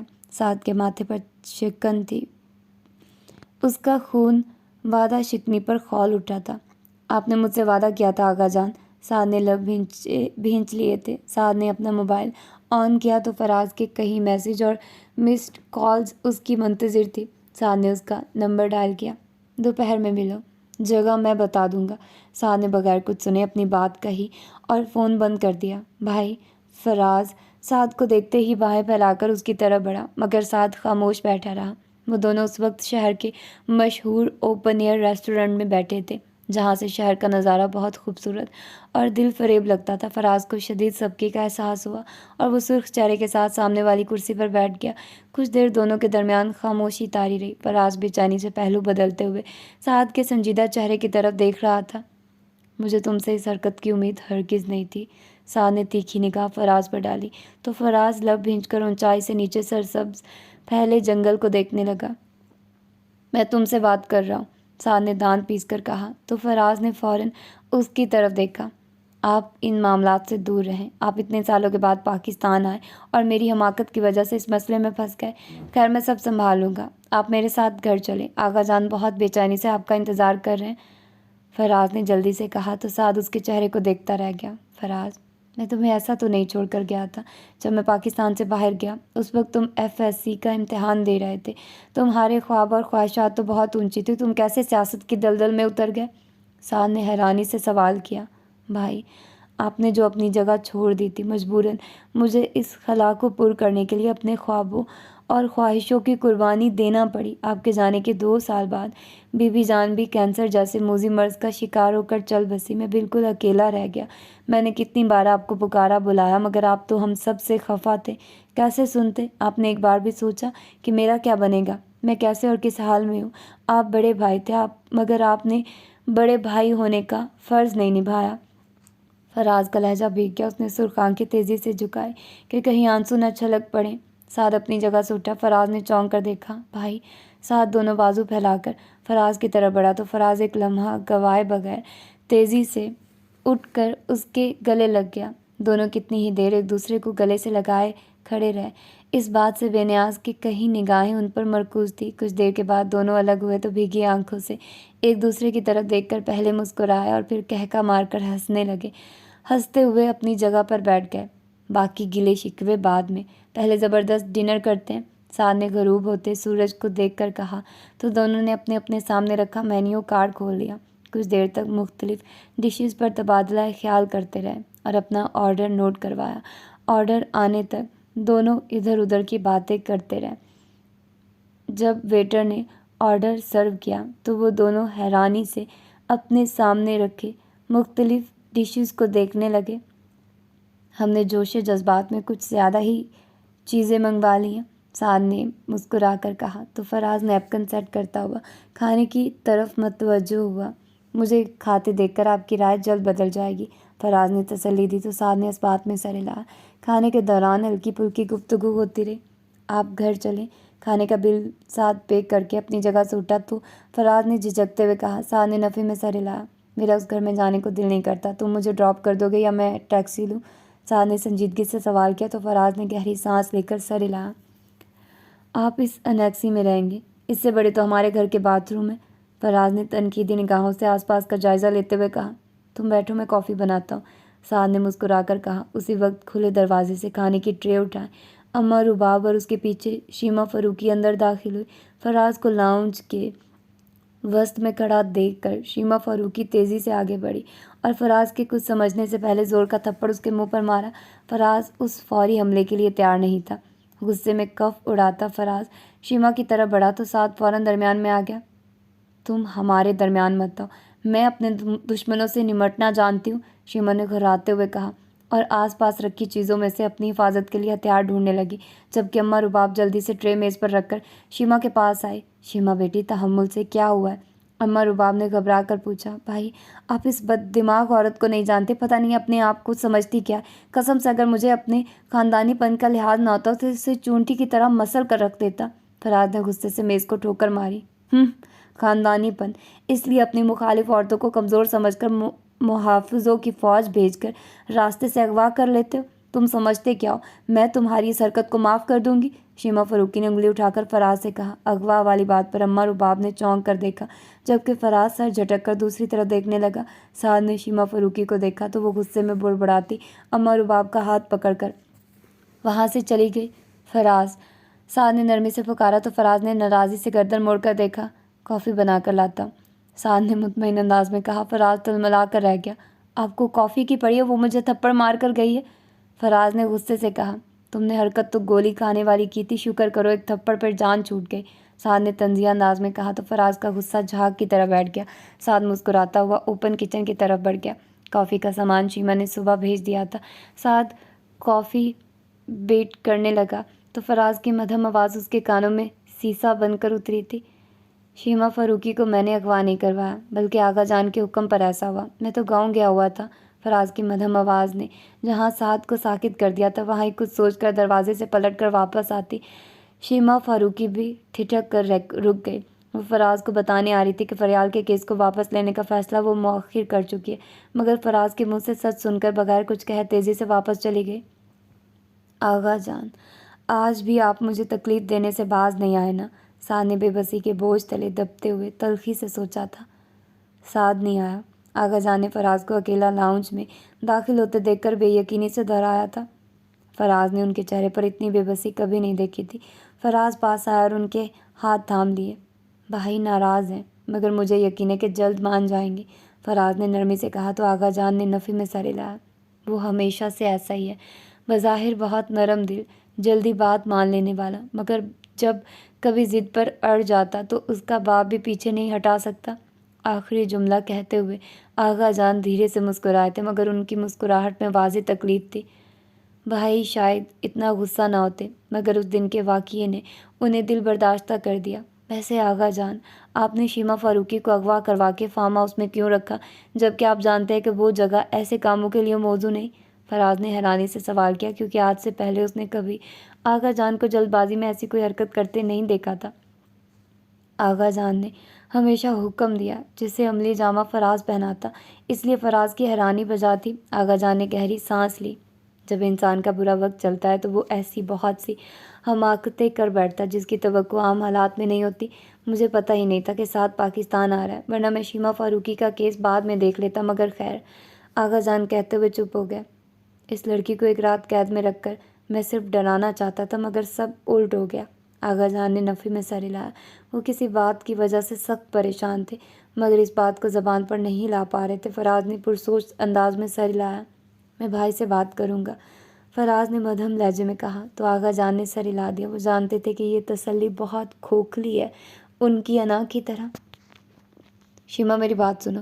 صبح آفس کے لیے وہ گاڑی ڈرائیو کر کے جیسے ہی باہر نکلی تو اس کے گیٹ کے باہر بنے بینچ پر بیٹھے سعد نے بے اختیار پکارا تھا۔ شیما چونک گئی۔ تب تک چوکیدار نے گیٹ بند کیا تو شیما گاڑی سڑک کے ایک طرف روک کر منتظر نگاہوں سے سعد کو دیکھنے لگی۔ سعد تیزی سے اٹھ کر فرنٹ ڈور کھول کر بیٹھ گیا۔ شیما فاروقی نے سوالیہ نگاہوں سے اسے دیکھا، جو اب مطمئن انداز میں سیٹ بیلٹ باندھ رہا تھا۔ شیما کی چپتی نگاہوں کا احساس ہوا تو سعد نے گردن گھما کر اسے دیکھا اور پھر معصومیت سے مسکرا دیا۔ میں فریال سے ملنا چاہتا ہوں، اگر تمہاری اجازت ہو تو، سعد نے نرمی سے کہا تو شیما فاروقی کے ماتھے پر بل پڑ گئے۔ فوراً نیچے اترو، ورنہ، شیما فاروقی نے آستین چڑھاتے ہوئے کہا تو سعد ڈر کر پیچھے ہوا۔ تم اتنی لڑاکا کب سے ہو گئی ہو؟ دل کے مریض پر ہاتھ اٹھانے سے پہلے اچھی طرح سوچ سمجھ لینا، یہ نہ ہو کہ میرا خون تمہاری سر ہو، سعد نے مصنوعی ڈر سے کہا، مگر اس کی مسکراہٹ بہت تھکی ہوئی تھی۔ شیما ساکت نگاہوں سے اسے دیکھنے لگی۔ کچھ لمحے ایسے ہی گزر گئے، پھر شیما فاروقی نے کچھ کہے بغیر گاڑی سٹارٹ کر دی۔ دوران سفر وہ خاموش رہی، سختی سے لب بھینچے وہ تیز رفتاری سے گاڑی چلا رہی تھی۔ سعد کی نکھیوں سے اسے دیکھتا رہا۔ تمہیں غصہ میرے بیٹھنے پر ہے تو گاڑی سے نیچے اتر جاتا، تم آرام سے آفس جاؤ۔ سگنل پر گاڑی رکی تو سعد نے سیٹ بیلٹ کی طرف ہاتھ بڑھاتے ہوئے کہا چپ چاپ بیٹھے رہو۔ شیما فاروقی نے جھاڑا تو سعد مسکرا کر شیشے سے باہر دیکھنے لگا۔ اتنے امیر باپ کی اولاد ہو، تمہاری شان و شوکت کی مثالیں تو دنیا دیتی ہے، پھر بیوی بھی اعلیٰ سیاسی خاندان سے لائے، لندن جا کر سیٹ ہو گئے، شادی پر اتنے خوش تھے جیسے دلی مراد برائی ہو۔ جس بندے کی زندگی میں اتنی خوشیاں ہوں اسے جوانی میں دل کا عرضہ کیسے ہو سکتا، مجھے یقین نہیں آ رہا۔ شیما فاروقی نے سگنل کھلتے ہی تیز رفتاری سے گاڑی بھگاتے ہوئے دانت پیس کر کہا بندے کی زندگی میں سب کچھ تھا سوائے محبت کے۔ محبت کا روگ دل کھا گیا۔ سعد نے کھوکھلی ہنسی کے ساتھ کہا تو شیما نے گاڑی کی رفتار مزید تیز کر دی۔ میرا کمزور دل اتنی تیز ڈرائیونگ کا متحمل نہیں ہو سکتا، سعد نے دہائی دی تو شیما نے فوراً سپیڈ کم کر دی۔ تم نے شادی کیوں نہیں کی؟ اچھی بلی اوور ایج ہو گئی ہو، بلکہ اپنی عمر سے کچھ سال بڑی ہی لگتی ہو، سعد نے غور سے اسے دیکھتے ہوئے کہا تو شیما فاروقی نے تند نگاہ سے اسے دیکھا۔ بے فکر رہو، تم سے آج بھی چھوٹی ہی لگتی ہوں۔ شیما نے کب ادھار رکھنا سیکھا تھا؟ سعد کھلکھلا کر ہنسا اور کافی دیر ہنستا ہی رہا۔ اس دل کو یقین کا تھا کہ تمہارے ساتھ ہی دل سے ہنس سکتا ہوں، سعد بڑبڑایا، جسے شیما نے انسنا کر دیا۔ گاڑی پار کر کے وہ نیچے اتر گئی تو سعد نے بھی اس کی تقلید کی۔ کچھ دیر کے بعد وہ مسز ممتاز کے آفس میں تھے۔ شیما فاروقی نے فریال کو بلانے کا کہا تو مسز ممتاز نے آیا کو بھیج کر اسے بلایا۔ فریال حیران سی کمرے میں داخل ہوئی۔ مسز ممتاز، مجھے آپ سے کچھ ڈسکس کرنا ہے، شیما فاروقی نے اپنی جگہ سے اٹھتے ہوئے کہا تو انہوں نے سمجھ کر سر ہلایا۔ فریال نے گھبرا کر سعد کی طرف دیکھا تو سعد نے اپنی جگہ سے اٹھ کر اس کے سر پر ہاتھ رکھ کر تسلی دی۔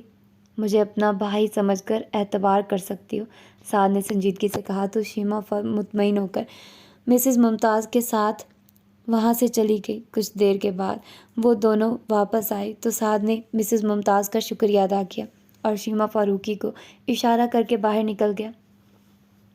تم فریال سے کیوں ملنا چاہتے تھے؟ گاڑی میں بیٹھتے شیما نے سوال کیا۔ فریال معصوم لڑکی، میں نہیں چاہتا کہ اسے کوئی نقصان پہنچے، سعد نے سنجیدگی سے کہا۔ تو پھر؟ سیما نے تیکھے انداز میں سوال کیا۔ میں کوشش کروں گا کہ مصالحت کی کوئی راہ نکل آئے جس میں فریال اور شاکر کی جان بھی بچ جائے اور ان کے گھر والوں کی عزت بھی، سعد نے پرسوچ انداز میں کہا۔ اچھا، تم ایسا بھی سوچ سکتے ہو، شیما نے طنزیہ انداز میں کہا تو سعد نے نرم مسکراہٹ کے ساتھ اسے دیکھا جو وکیل کے مخصوص لباس میں بہت جچ رہی تھی۔ میں ہی تو ایسا سوچتا ہوں، تم تو بس اپنے لیے سوچتی ہو، سعد نے مدھم لہجے میں کہا اور شیشے سے باہر دیکھنے لگا۔ شیما اس کی بات کا مطلب نہیں سمجھی اور ایک دم تڑک کر بولی، زیادہ عظیم بننے کی ضرورت نہیں ہے، تمہارے آنے سے پہلے ہی میں کچھ ایسا ہی سوچ چکی تھی۔ اگر اس دن مجھے اغوا کرنے والی گھٹیا حرکت نہ ہوئی ہوتی تو اب تک شاید یہ کیس ختم ہوتا۔ شیما نے دانت پیس کر کہا، کیا واقعی تم یہ کیس نہیں لڑو گی؟ سعد نے حیرانی سے اسے دیکھا۔ دیکھو سعد، ضد کرنے کا فائدہ کسی کو نہیں ہوتا مگر نقصان دونوں طرف ہوتا ہے۔ میرے نزدیک فریال کی سلامتی زیادہ اہم ہے۔ میں یہ کیس بہت آرام سے جیت سکتی ہوں کیونکہ فریال بالغ ہے اور مرضی سے شادی کر سکتی ہے، مگر میرا تجربہ کہتا ہے کہ یہ سب وقتی باتیں ہوتی ہیں۔ کچھ سالوں کے بعد محبت کہیں گم ہو جائے گی، تب اپنے گھر والوں کی یاد ہر چیز پر حاوی ہو جاتی ہے۔ یہ بھی ہو سکتا ہے کہ کسی رات یا کسی خاموش دن کہیں سے چند لوگ آئیں اور ان دونوں کو محبت کرنے کی پاداش میں سفید کفن پہنا کر چلے جائیں۔ ہمارے معاشرے میں ایسی کہانیاں قدم قدم پر بکھری ہیں۔ میں نہیں چاہتی کہ فریال کوئی کہانی یا سہانیہ بنے، میں چاہتی ہوں کہ وہ سلامتی سے واپس پلٹ جائے۔ جہاں تک بات محبت کی ہے تو آدھی دنیا اس کے بغیر رہتی ہی ہے نا، شیما نے گہری نگاہ سعد پر ڈالی۔ مجھے یہاں اتار دو، کچھ کام ہے، تم کوٹ جاؤ، سعد نے سنجیدگی سے کہا تو شیما نے سر ہلاتے ہوئے گاڑی ایک طرف روک دی۔ سعد نے اپنی طرف کا دروازہ کھولا۔ شیما اس دوران موبائل اٹھا کر دیکھنے لگی۔ سعد نے دروازہ بند کیا اور کھلے دروازے سے اندر جھانک کر اسے دیکھا۔ شیما، یہ صرف ہمیں لگتا ہے کہ آدھی دنیا محبت کے بغیر جیتی ہے، یقین کرو محبت کے بغیر کوئی بھی جیتا نہیں ہے، صرف عمر گزارتا ہے۔ شیما نے موبائل سے نگاہ اٹھا کر سعد کی طرف دیکھا۔ ادھ کھلے شیشے میں اس کا چہرہ پوری کائنات لگ رہا تھا۔ شیما کو ایسا لگا جیسے اس کا ضبط ختم ہو جائے گا۔ اس نے غصے سے موبائل فرنٹ سیٹ پر پھینکا اور ایک جھٹکے سے گاڑی آگے بڑھائی۔ سعد اچھل کر پیچھے ہوا۔ تمہارا غصہ جائز ہے شیما، اور میری خاموشی بھی۔ سعد نے گہری سانس لی اور پھر ایک درخت کے نیچے کھڑے ہو کر فراز کا نمبر ڈائل کیا۔ بھائی، آپ سڑک پہ کھڑے ہیں، میں ابھی آ رہا ہوں۔ فراز نے جیسے ہی سنا کہ سعد سڑک کنارے کھڑا ہے، وہ ہر کام چھوڑ کر بھاگا۔ سعد نے مسکرا کر فون بند کیا۔ وہ تیزی سے آگے کا لائحہ عمل طے کرنے لگا۔ بھائی، آج سے یہ پراڈو ڈرائیور اور گارڈز آپ کے پاس رہیں گے، اور فراز نے سعد کی گاڑی میں بیٹھتے ہی کہا تو سعد نے نفی میں سر ہلایا۔ فراز، میری بات غور سے سنو، میں تب تک تمہاری یا آغا جان کی کوئی بات نہیں مانوں گا جب تک میری بات نہیں مانی جائے گی، سعد نے دو ٹوک انداز میں کہا تو گاڑی ڈرائیو کرتے فراز نے گہری سانس لی تھی۔ اسے آغا جان کی بات درست لگی جو سعد کی ضد کو اچھی طرح جانتے تھے۔ آپ حکم کریں، فراز نے نرمی سے کہا۔ میں فریال اور شاکر کی سلامتی چاہتا ہوں۔ ہر حال میں، ہر قیمت پر، سعد نے سخت انداز میں کہا۔ تو فراز نے لب بھینچ لیا۔ بھائی، یہ ہماری غیرت کا معاملہ ہے، مخالف قبیلے کو سبق سکھانا ضروری ہے، فراز نے غصے سے کہا۔ فراز، میں چاہتا ہوں کہ اب یہ لڑائی جھگڑے ختم ہو جائیں، ہماری عمریں اس کا توان بھرتے گزر جاتی ہیں، سعد نے تلخی سے کہا۔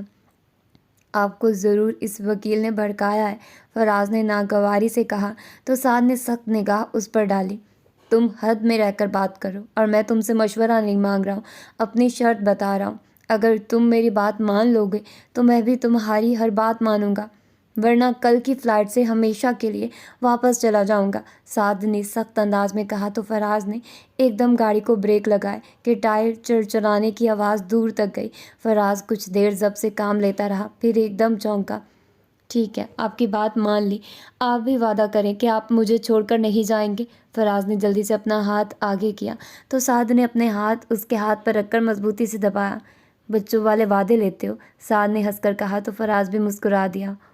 اور تو کسی طرح آپ نے ماننا نہیں تھا، اس لیے یہ موقع بہتر لگا، فراز نے مطمئن انداز میں کہا۔ مجھے گھر ڈراپ کر دو، سعد نے مسکرا کر کہا۔ تو فراز نے چونک کر اس کی طرف دیکھا۔ مگر ابھی آپ نے وعدہ کیا ہے کہ آپ گھر چلیں، آغا جان انتظار کر رہے ہیں، فراز نے جلدی سے کہا۔ فراز، تم میری چھوٹے بھائی ہو، مجھ سے ہمیشہ پیچھے ہی رہو گے، میں نے وعدہ کیا ہے کہ تمہیں چھوڑ کر نہیں جاؤں گا، یہ وعدہ تو نہیں کیا کہ آغا جان کے گھر میں رہوں گا، سعد نے مطمئن انداز میں کہا۔ یہ فاؤل ہے، ہم دوبارہ وعدہ کھیلیں گے، فراز نے تڑپ کر کہا۔ تو سعد ہنس پڑا۔ ایک وعدہ آغا جان کا بھی تھا جسے وہ نبھا نہیں سکے، تم سے پہلے کے کچھ وعدے میرے راستے میں پہاڑ بن کر کھڑے ہیں، میرے بھائی مجھے مجبور مت کرو، سعد نے نرمی سے کہا۔ تو فراز بے بسی سے اسے دیکھ کر رہ گیا۔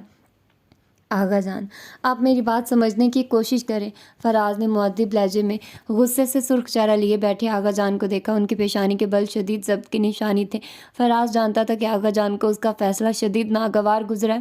فراز، اب تم اپنے باپ کو سمجھاؤ گے، تم جو میرے اشارے پر چلتے ہو، تمہاری اپنی سوچ، اپنی شخصیت کیا ہے؟ آغا جان غصے میں ضبط کھو بیٹھے اور بغیر سوچے سمجھے زہر میں ڈوبے تیر فراز کی طرف اچھالے، جو اس طرز تخاطب اور الفاظ پر ساکت رہ گیا تھا۔ آغا جان، فراز نے بے یقینی سے باپ کی طرف دیکھا، اسے یقین نہیں آ رہا تھا کہ اس کا باپ اتنے سخت الفاظ بھی بول سکتا ہے۔ آغا جان نے اپنی چادر کا پلو زور سے جھٹکا اور ایک جھٹکے سے اپنی جگہ سے کھڑے ہو گئے۔ فراز کے چہرے پر اذیت اور آنکھوں میں اذیت سے نمی آ چکی تھی۔ آغا جان ایک ایک قدم اٹھاتے اس کی طرف بڑھے۔ تمہیں کیا لگتا ہے کہ اگر میں نے تمہیں سب اختیار دیے ہیں تو میں کمزور ہو گیا ہوں؟ نہیں فراز، میں نے ساری زندگی اپنی مرضی چلائی ہے، اپنی بنائی سلطنت میں اپنی مرضی کے بغیر کبھی کسی کو سانس بھی نہیں لینے دی، چاہے پھر وہ تمہاری ماں ہو، تمہارا بھائی یا تم۔ میں اپنی دنیا کا بے تاج بادشاہ ہوں، یہاں میری مرضی، میرا حکم چلے گا۔ تم کون ہوتے ہو یہ فیصلہ کرنے والے کہ مخالف قبیلے سے صلح کرو گے، ان کے لڑکے کو ہمارے قبیلے کی لڑکی کا رشتہ دو گے؟ پہلے شاید میں اس لڑکی کو جینے کے لیے کچھ سال دے دیتا، مگر تمہاری حماقت کے بعد اب ہرگز نہیں، مجھے وہ لڑکی اور لڑکا دونوں مردہ حالت میں چاہیے، یہ میرا حکم ہے، آغا جان نے کروفر سے کہا اور تیزی سے واپس مڑ گئے۔ آغا جان، حیرت ہے، اپنی عمر کے اتنے سال آپ کے ساتھ گزار کر بھی میں آپ کے سچ کو کبھی نہیں جان سکا۔ آج مجھے سمجھ آ رہی ہے کہ کئی سال پہلے سعد بھائی کیوں آپ کو اس حویلی کو چھوڑ کر چلے گئے کہ دوبارہ پلٹ کر نہیں دیکھا۔ مجھے ہمیشہ لگتا رہا کہ وہ غلط ہیں، مگر وہ غلط نہیں تھے، وہ بھی آپ کے کسی حکم کی بھینٹ چڑھ کر زندگی سے خفا ہیں۔ آغا جان، کیا اپنی خواہش، اقتدار، دولت، رتبے کی خاطر اپنوں کو قربان کرنا جائز ہے؟ کیا سچ میں آپ کو اپنی اولاد سے محبت نہیں ہے؟ فراز کے منہ سے ٹوٹ کر لفظ نکل رہے تھے۔ آغا جان اپنی جگہ ساکت کھڑے رہے، مگر پیچھے مڑ کر نہیں دیکھا۔ وہ جانتے تھے کہ فراز کے لہجے سے زیادہ اس کی آنکھوں میں نمی ہے۔ میں آج سے اس عہدے، اس اعزاز، آپ کے دست راست بننے سے انکار کرتا ہوں۔ میں انکار کرتا ہوں کہ ایسا کوئی بھی حکم ماننے سے جو انسانیت سے بڑھ کر ہے، جو انسانی زندگی کی قدر نہیں کرتا۔ میں صرف آپ کا بیٹا بن کر رہنا چاہتا ہوں، وہ بیٹا جس سے آپ کو سچ میں محبت ہو، بغیر کسی مفاد کے، بغیر کسی غرض کے، فراز نے مدھم لہجے میں کہا اور تیزی سے واپس مڑ گیا۔ آغا جان نے پلٹ کر دیکھا تو وہ جا چکا تھا۔ وہ تھکے انداز میں اپنی اونچی اور شاندار کرسی پر بیٹھ گئے، کچھ گمسم بیٹھے رہے۔ مجھ سے غلطی ہو گئی ہے، مجھے ایسا نہیں کہنا چاہیے تھا۔ آغا جان نے اپنے کہے جملے دہرائے تو ایک دم پریشان ہو گئے۔ یہ سب اس وکیل لڑکی کی وجہ سے ہوا ہے، پہلے بھی اس کی وجہ سے میں نے اپنے بڑے بیٹے کو کھویا، اور آج میرا چھوٹا بیٹا بھی اس کی سازش کا شکار ہو کر مجھ سے متنفر ہو گیا ہے۔ تمہیں اس کی سزا ضرور ملے گی۔ آغا جان نے غصے سے سوچا، کچھ دیر آگے کا لائحہ عمل بناتے رہے۔ فی الحال فریال اور شاکی رضوی کے معاملے میں خاموشی اختیار کرنی چاہیے۔ اس وکیل کو سبق سکھا کر پھر انہیں بھی دیکھ لوں گا۔ آغا جان نے مطمئن ہو کر پلاننگ کی اور پھر ایک مخصوص نمبر ملایا۔ وہ لڑکی کل صبح کا سورج نہ دیکھے۔ آغا جان نے سخت لہجے میں حکم دیا اور فون بند کر دیا۔ میں اپنی راہ میں آنے والی ہر چیز کو تباہ و برباد کر کے رکھ دیتا ہوں۔ شیما فروکی، تم کیا چیز ہو؟ آغا جان نے غصے سے سوچا تھا۔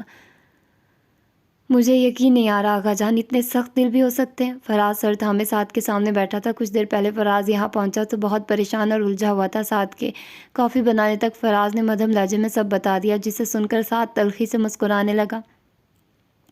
کئی سال پہلے میری زندگی بھی آغا جان نے اپنے مفاد اور کرسی کو بچانے کے لیے داؤ پر لگا دی تھی۔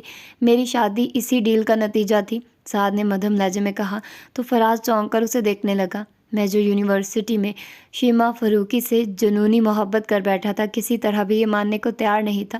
بہت بحث کی، بہت ضد، ماں بھی میری طرف تھی، مگر آغا جان جو ایک قتل کے کیس میں پھنسنے سے بچنے کے لیے پیسہ پانی کی طرح بہا رہے تھے، ان کی ساکھ کو بچانے کے لیے ان کا ایک دوست آگے بڑھا جو مشہور بزنس ٹائکون تھا، جس کی اکلوتی بیٹی اپنے بوائے فرینڈ کے ساتھ بغیر بتائے چلی گئی اور پھر کچھ عرصے کے بعد واپس آ گئی تھی۔ ان کے دوست نے اس کیس کو ختم کروانے کی ایک ہی شرط رکھی، میری شادی ان کی بیٹی سے کر دی جائے۔ آغا جان نے یہ شرط مان لی اور سعد کہتے ہوئے چپ کر گیا۔ مگر آپ کیسے مانے؟ آپ تو شیما فروکی سے محبت کرتے تھے، فراز نے حیرانی سے سوال کیا۔ سعد تلخی سے مسکرانے لگا۔ آغا جان جانتے تھے کہ میری کمزوری کیا ہے۔ انہوں نے دھمکی دی کہ اگر میں نے ان کی بات نہیں مانی تو وہ شیما کو جان سے مار دیں گے، اور تم جانتے ہو کہ ان کے لیے یہ کرنا مشکل نہیں تھا۔ سعد نے گہری سانس لے کر کہا۔ اور آپ نے ان کی زندگی بچانے کے لیے آغا جان کی شرط مان لی؟ فراز ساری کہانی سمجھ گیا تھا۔ ہاں، میں نے پہلا اور آخری وعدہ آغا جان سے یہی کیا تھا کہ وہ شیما فروکی کو کبھی کوئی نقصان نہیں پہنچائیں گے۔ میں شادی کے بعد لندن شفٹ ہو گیا، پوری ایمانداری سے اس رشتے کو نبھانے کی کوشش کی، مگر اس کی فطرت میں وفا نہیں تھی۔ وہ مجھے کسی اور کے لیے چھوڑ گئی۔ میرا دل پے در پے صدمات سہتے سہتے بالآخر کمزور ہو گیا۔ بس اتنی سی کہانی ہے، سعد نے گہری سانس لے کر کہا۔ سعد بھائی، ابھی بھی وقت ہے، شیما فروکی نے بھی ابھی تک شادی نہیں کی، آپ انہیں پرپوز کریں، بلکہ ابھی کریں۔ فراز پرجوش انداز میں اٹھا تو سعد نے حیرانی سے اسے دیکھا۔ تم پاگل ہو کیا؟ اس کے غصے کا نہیں پتہ، میرے ساتھ ساتھ تمہارا سر بھی پھاڑ دے گی۔ سعد نے نفی میں سر ہلایا۔ آپ میرے کہنے پر ایک بار کوشش تو کریں پلیز۔ فراز نے سعد کو کھینچ کر کھڑا کیا۔ تم پاگل ہو گئے ہو، سعد نے جھنجھلا کر کہا۔ آپ کو میری قسم، پہلی اور آخری بار دے رہا ہوں، پلیز جلدی سے فون کریں۔ فراز نے منت کرتے ہوئے موبائل سعد کو پکڑایا۔ سعد اس کی دی قسم پر فوراً چپ کر گیا۔ سعد کو سوچ میں دیکھ کر اس کا موبائل ہاتھ میں لے کر نمبر ملایا اور اسپیکر آن کر کے سعد کے منہ کے پاس لایا۔ کچھ دیر کے بعد شیما کی سنجیدہ آواز سنائی دی تو سعد نے فراز کو گھورا۔ وہ میں نے تم سے نہیں، آپ سے بات کرنی ہے، گیٹ پہ آؤ گی؟ سعد نے جلدی سے کہا۔ میں گیٹ پر پہنچنے والی ہوں، ابھی راستے میں ہوں، شیما نے سنجیدگی سے کہا اور فون بند کر دیا۔ سعد نے فراز کو گھورا تو وہ ہنس پڑا۔ کوئی بات نہیں، محبت میں بدحواسیاں جائز ہیں، فراز نے لاپرواہی سے کہا۔ محبت کیے بغیر ہی محبت کے بارے میں سب جانتے ہو؟ سعد نے ایک چپت اس کے سر پر لگائی اور مسکراتا ہوا دروازے کی طرف بڑھا تو فراز نے ہاتھ پکڑ لیا۔ سعد نے پلٹ کر حیرانی سے اسے دیکھا۔ بھائی رہنے دے، اب میرا ارادہ بدل گیا، فراز نے شرارت سے کہا تو سعد نے جھٹکے سے ہاتھ چھڑایا۔ مگر میرا ارادہ بن گیا، دعا کرنا کہ آج مروں نہیں، سعد نے مسکرا کر کہا اور بیرونی دروازہ کھول کر باہر نکل گیا۔ فراز مسکراتا ہوا شیشے کی بڑی کھڑکی میں آ کر کھڑا ہو گیا، جہاں سے گیٹ کا منظر صاف نظر آ رہا تھا۔ فراز نے سعد کو پورا گیٹ کھولتے دیکھا تو مسکرا دیا، یعنی اسے پتہ تھا کہ فراز اسے دیکھ رہا ہے۔ شیما فروکی کی گاڑی گیٹ کے سامنے نکلی۔ شیما اتر کر سعد کے پاس آئی، بس ایک لمحہ، پھر اچانک گولیوں کی तड़तड़ाहट, साद की चीख। शिमा। साद ने मशकूक गाड़ी को देखते ही शिमा को गेट के अंदर की तरफ खींचकर धक्का दिया था। गोलियां अंधी थी, बिल्कुल अंधी, मौत की तरह। साद ने बंद होती आंखों से पहले पलटकर फराज को पुकारना चाहा। फराज जो किसी अंधी गोली लगने की वजह से चटकने वाली शीशे की किरचियों से बचता हुआ नीचे गिर गया था। वो संभल कर तेजी से बाहर की तरफ भागा था, जहाँ जमीन पर खून में लथपथ उसका दिल अजीज भाई पड़ा जिंदगी और मौत के दरमियान खड़ा था। साद। शिमा तड़प कर साद से लिपट कर रोने लगी। फराज ने शिमा को फौरन पीछे किया और साद को दोनों बाजुओं में उठाकर गाड़ी की तरफ भागा। शिमा भी उसके पीछे भागी थी। फराज की पराडो अंधाधुंध रोड पर भागती किसी की जिंदगी बचाने की कोशिश में थी। साद कैसा है? आगा जान अपने मुहावजों के साथ जैसे ही अस्पताल पहुंचे तो बेंच पर गुमसुम बैठे फराज से पूछा। फराज ने एक नज़र बाप पर डाली, जिनके चेहरे पर पहली बार औलाद की तकलीफ और तड़प नजर आई थी। आईसीयू में है, हालत खतरे से बाहर नहीं। फराज ने मुख्तसर जवाब दिया। बड़े से बड़े डॉक्टर को बुलाओ, सबको एक लाइन में खड़ा कर दो। मेरे साथ को कुछ नहीं होना चाहिए, मैं इसे कुछ नहीं होने दूंगा। मैं अस्पताल ख़रीद लूँगा, यहाँ सिर्फ मेरे बेटे का इलाज होगा, सब उसे देखेंगे, उसकी ज़िंदगी बचाने की कोशिश करेंगे। मैं आगा जान गुस्से से बोलने लगे। आगा जान, साथ को ज़िंदगी सिर्फ ऊपर वाला दे सकता है, आपका पैसा, ताकत या गरूर नहीं। फराज ने ठंडे लहजे में कहा तो आगा जान एकदम चुप कर गए। हाँ तो जाकर सदका खैरात करो, गरीबों को मदद करो, जो करना है करो, मगर मेरे साथ। आगा जान ने अपने पीछे खड़े मुहाफिजों से कहा तो वो फ़ौरन वहाँ से चले गए। आगा जान, ऊपर वाला कुछ कबूल नहीं करेगा जब तक उससे झुककर माफ़ी नहीं मांगेंगे। मत भूलिए कि अपने बेटे के इस हाल की वजह आप हैं। आपने अपनी ज़िद और तकब्बुर में बलाखिर अपने बेटे की कुर्बानी दे दी ना।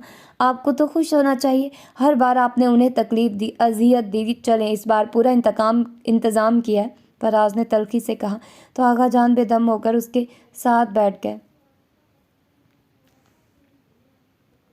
मैं अपनी औलाद के लिए ऐसा नहीं चाहता था, आगा जान ने मध्यम लहजे में कहा। जिस लड़की के लिए ऐसा चाहते थे वो लड़की आपके बेटे की मोहब्बत है। आपके बेटे ने उस लड़की की हिफाजत का वादा आपसे लिया था ना। आप कैसे इतने कमज़ोर हो गए, कैसे अपने वादे से मुकर गए? फराज ने तल्ख लहजे में कहा तो पास आती शिमा बेसाख्ता रुक गई। साद भाई ने शिमा फारूकी को आपके शर से बचाने के लिए अपनी कुर्बानी दी। कई साल शादी के नाम पर एक ऐसे जहन्नुम में गुजार दिए जो उनके दिल को बेवफाई की आग में जलाता रहा, और वो जलते रहे। किस लिए? अपनी मोहब्बत के लिए, वो मोहब्बत जिसे आपने हमेशा नुकसान पहुंचाना चाहा। शायद अल्लाह को आपका ये गरूर, ये अकड़ सख्त नापसंद आई और आपके अपने भेजे आदमियों की गोलियां आपके बेटे को मौत के मुंह में ले गई। अब तो खुश हो जाएं, सबको मार दे। हमारी माँ मर गई, हम सब भी मर जाएंगे, बस आप अपनी शानो शौकत के साथ अकेले ज़िंदगी गुजारना, फराज ने तल्खी से कहा। शिमा खामोशी से वापस पलट गई। आगा जान सर झुकाकर बैठ गए। उनकी आंखों से बहने वाले आंसू भी उनके अमाल की तरह काले रंग के थे। खून का बंदोबस्त हुआ। मरीज़ की हालत बहुत ख़राब है।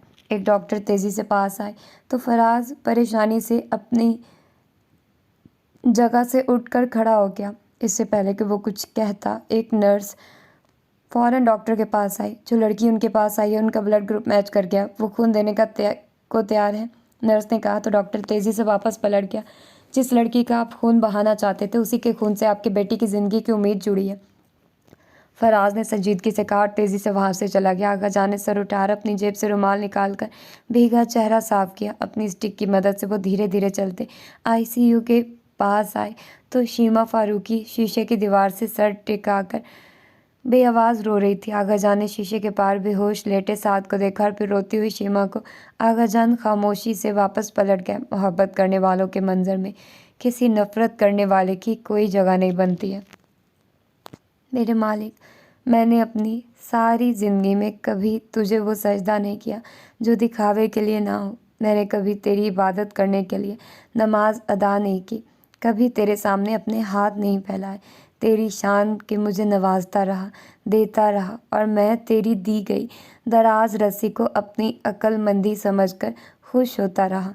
सच कहूँ तो मुझे तो मांगना भी नहीं आता, मगर तू जानता है कि कैसे नवाजते हैं। मेरा बेटा, मेरा साद वेंटिलेटर पर है। डॉक्टर्स उसकी ज़िंदगी की तरफ से नाउम्मीद हो चुके हैं। मैं रात के उस आखिरी पहर तेरी अज़मत, तेरी किबरियाई का एतराफ़ करता हूँ। मैं अपने हर गुनाह की सज़ा दोनों जहां में भुगतने को तैयार हूँ। बस मेरे बच्चों को सलामती अता कर दे। एक बेबस और मजबूर बाप की दुआ सुन ले। आगा जान अपने पुरताइश कमरे के कोने में जाए नमाज बिछाए सजदे की हालत में रोते हुए गिड़गिड़ा रहे थे। इस तरह दुआ मांगते कितनी देर गुजर गई जब उनके मोबाइल की टोन बजी।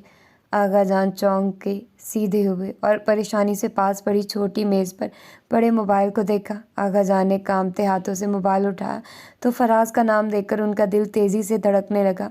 आगा जान ने मोबाइल कान से लगाकर हेलो कहा तो दूसरी तरफ से फराज की पुरजोश आवाज़ सुनकर चौंक गए। आगा जान, मोजज़ा हो गया। साद भाई की तबीयत तेज़ी से संभल रही है। डॉक्टर्स बहुत हैरान हैं। उन्हें आज की रात आईसीयू में रखेंगे और कल रूम में शिफ्ट कर देंगे। फराज ने जल्दी से बताकर फ़ोन बंद कर दिया तो आगा जान बगैर कुछ कहे शुक्राने का सजदा अदा करने लगे। वो रब अपने बंदों पर कितना मेहरबान है, इसका अंदाज़ा आगा जान को आज हुआ था। तुम घर भी जाती हो या नहीं? फराज जो साद से बातें कर रहा था मगर साद की निगाहें कुछ दूर मौजूद शीमा फारूकी और अम्मा रुबाब पर थी, जो उसे अब कोई नई परहेज़ी चीज़ खिलाने का सोचते हुए मशवरे कर रही थी। साद ने शीमा को अजीबोगरीब शक्ल का सूप लाते देखा तो बेसाख्ता चिढ़कर कहा। फराज अपनी मुस्कुराहट दबाता सर झुका गया, जबकि शीमा फारूकी ने घूर कर साद को देखा। इसे सूप पिलाओ, मैं एक ज़रूरी कॉल करके आती हूँ। मैं अपना काम देखूँ या लोगों की तीमारदारी करूँ? शीमा ने सूप का बाउल फराज को थमाया और बुड़बुड़ाती हुई कमरे से बाहर चली गई। भाभी बुरा मान गई हैं, फराज ने हमदर्दी से कहा तो साथ सूप पीते हुए अच्छू लग गया। उसने खांसते हुए सामने बैठी अम्मा रुबाब की तरफ देखा, जिनकी सारी तवज्जो अपनी टोकरी सेट करने पर मरकूज थी। बकवास बंद कर, उसने सुना तो मेरे साथ वाले बेड पर तुम भी लेटे इलाज करवा रहे होगे। साथ ने फराज को डराया। खैर भाभी इतनी भी ख़तरनाक नहीं है, आपने ऐसे ही बदनाम किया हुआ है। वैसे एक बात कहूँ, ये अच्छा मौका है, आप हमदर्दी में उन्हें शादी पर राज़ी कर सकते हैं। फराज ने जल्दी से कहा तो साथ कमज़ोरी से हंसने लगा। उसी वक्त कमरे का दरवाज़ा खुला और मैरून शॉल सर पर लिए मेहंदी रचे हाथों के साथ शर्मीली मुस्कुराहट सजाए चेहरे पर सजाए फरियाल अंदर दाखिल हुई। उसके पीछे शाकिर, उसका बाप, फरियाल के वालिदैन भी थे। वो सब साद का हाल पूछने और उसे देखने आए थे। वो सब गर्मजोशी से साद और फराज से मिले। फराज और साद बहुत हैरान थे कि इतनी जल्दी फरियाल और शाकिर रिजवी की शादी कैसे हो गई। ये सवाल फराज ने पूछ भी लिया तो फरियाल के बाप ने एहसानमंदी से उनकी तरफ देखा। मैं वकील साहिबा और आपका एहसान सारी ज़िंदगी नहीं चुका सकता। आप लोगों की कोशिशों की वजह से हम दोनों कबीलों के दरमियान जारी सालों की लड़ाई बलाखिर ख़त्म हो गई। आपके वालिद ने कुछ दिन पहले डेरे पर दोनों तरफ के लोगों को जमा करके एक मुआहिदा किया, जिसकी रोह से आइंदा कोई किसी को जानी या माली नुकसान नहीं पहुंचाएगा, और अगर ऐसा हुआ तो जिस फरीक की गलती होगी दोनों तरफ के लोग उससे सज़ावार जानेंगे और कानूनी तरीके से उसके खिलाफ कदम उठाया जाएगा। फरियाल के बाप ने तवक्कुफ़ किया और इसी शाम मस्जिद में फरियाल बेटी और शाकिर का निकाह कर दिया गया। हम सब आज आपका शुक्रिया अदा करने आए हैं, शाकिर रिजवी के बाप ने आगे होकर कहा तो साद और फराज ने खामोश निगाहों से एक दूसरे की तरफ देखा। कुछ देर के बाद वो सब वहाँ से चले गए तो शीमा फारूकी कमरे में दाखिल हुई। एक बात कहूँ, साद ने संजीदगी से शीमा फारूकी की तरफ देखा। शीमा, जो अम्मा रुबाब को घर ले जाने के लिए आई थी, चौंक कर उसकी तरफ देखा। तुम रोज़ यही कहोगे कि सूप हस्बे मामूल अच्छा नहीं बनाता, आइंदा तुम ऐसा फीका खाना नहीं खाओगे। और शीमा फारूकी ने मुंह बनाकर कहा और अम्मा रुबाब को इशारा करके दरवाजे की तरफ बढ़ी। भाभी जान, बात तो सुन ले। अचानक फराज के मुंह से फिसला तो शीमा ने चौंक कर उन दोनों की तरफ देखा। साद ने फराज को घूरा। तुम सारे सरप्राइज़ का सत्यानाश कर दो। साद ने पहले फराज को झाड़ा और फिर हॉर्न बनी खड़ी शीमा की तरफ देखा तो मुस्कुरा दिया। शीमा, क्या तुम मुझसे शादी करोगी? साद ने सादगी से पूछा तो फराज शीमा की तरफ देखकर संजीदगी तेज़ी से इस बात में सर हिलाने लगा। शीमा ने एक संजीदा निगाह साद और फिर फराज पर डाली और दरवाजे के हैंडल पर हाथ रखा। अम्मा रुबाब, आज रात के खाने में फूल गोभी को उबाल कर खाने में लाइएगा। और शीमा ने कहा तो साद का मुँह ऐसे हो गया जैसे उस उबली फूल गोभी को खाने से उसका दिल ख़राब होता। मैं अपना प्रपोज़ल वापस लेता हूँ, तुम चिकन सूप ही ले आना। साद ने मुँह बनाकर कहा और नीम दराज हो गया। वैसे जो फराज ने 30 बार अपना भारी भरकम सर ऊपर नीचे हिलाकर कुछ कहना चाहा, वही मेरा जवाब है, जिसे 3 बार की हाँ समझा जाए। शीमा ने घुमा फिरा कर कहा और फिर तेज़ी से कमरे से बाहर चली गई। साद और फराज हॉर्न बने एक दूसरे को देखने लगे। भाई, ये हाँ लग रही है, फराज ने जल्दी से कहा। ना, ये उबली गोभी खिलाने की बात कर रही थी। سعد نے فوراً نفی میں سر ہلایا۔ ماشاءاللہ سعد بیٹا، بہت مبارک ہو، اللہ تمہاری اور شیما بیٹی کی جوڑی مبارک کرے۔ اما رباب نے خوشی سے پاس آ کر سعد کے سر پر ہاتھ رکھا تو سعد کو شیما کے جواب کی سمجھ آئی۔ اما رباب کے باہر جاتے ہی فراز نے نعرہ لگایا اور دونوں ہاتھ اٹھا کر ناچنے لگا۔ ٹھہرو، میں بھی کوشش کرتا ہوں۔ سعد نے جلدی سے اٹھ کر دونوں ہاتھ اٹھانے چاہے مگر درد کی ٹھیس نے یہ کوشش ناکام بنا دی۔ وہ گہری سانس لے کر دوبارہ لیٹ گیا۔ فراز، آغا جان اس رشتے کے لیے کبھی نہیں مانیں گے۔ اچانک سعد کی سنجیدہ آواز کمرے میں گونجی تو فراز ایک دم رک گیا۔ اس کے چہرے پر سختی تھی۔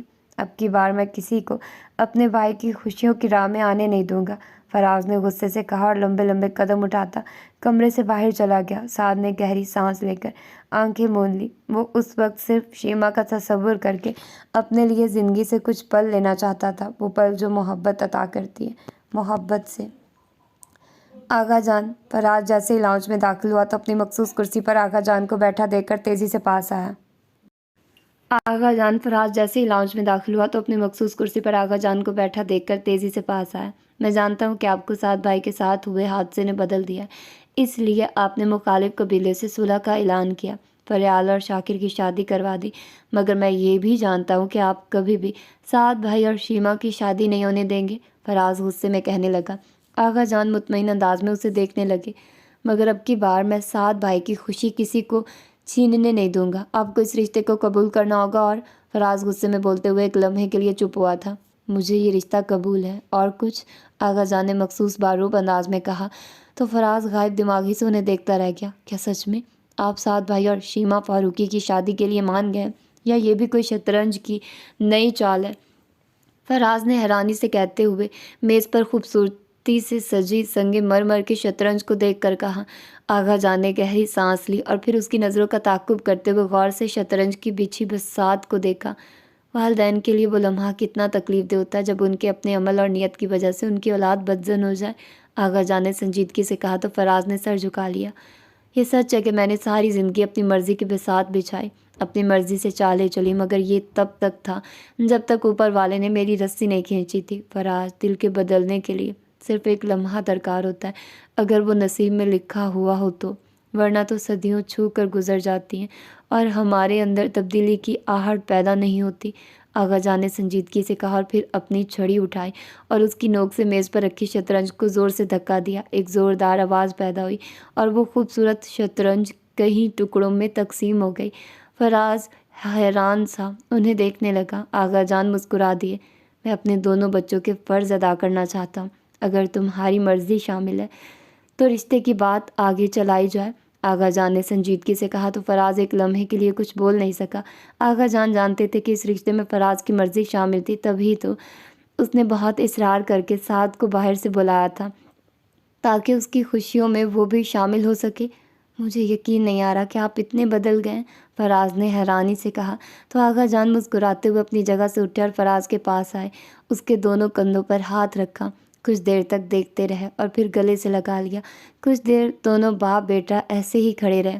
فراز، مجھے تم پر فخر ہے، تم نے ایک سعادت مند بیٹے ہونے کا فرض ادا کیا، میری ہر جائز ناجائز بات مانی، تمہارے برے اعمال کا ذمہ دار تم سے زیادہ میں ہوں، جس کی ساری ذمہ داری میں اس دنیا میں بھی قبول کرتا ہوں اور آخرت میں اس کے لیے اپنے رب سے معافی کا طلبگار ہوں، آغا جان نے افسردگی سے کہا تو فراز تڑپ کر پیچھے ہوا۔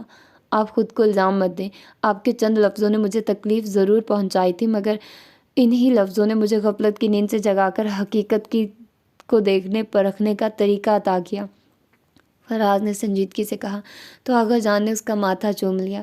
تمہارا بڑا بھائی اب بھی مجھ سے ناراض ہے نا، آغا جان نے سنجیدگی سے کہا تو فراز نے نفی میں سر ہلایا۔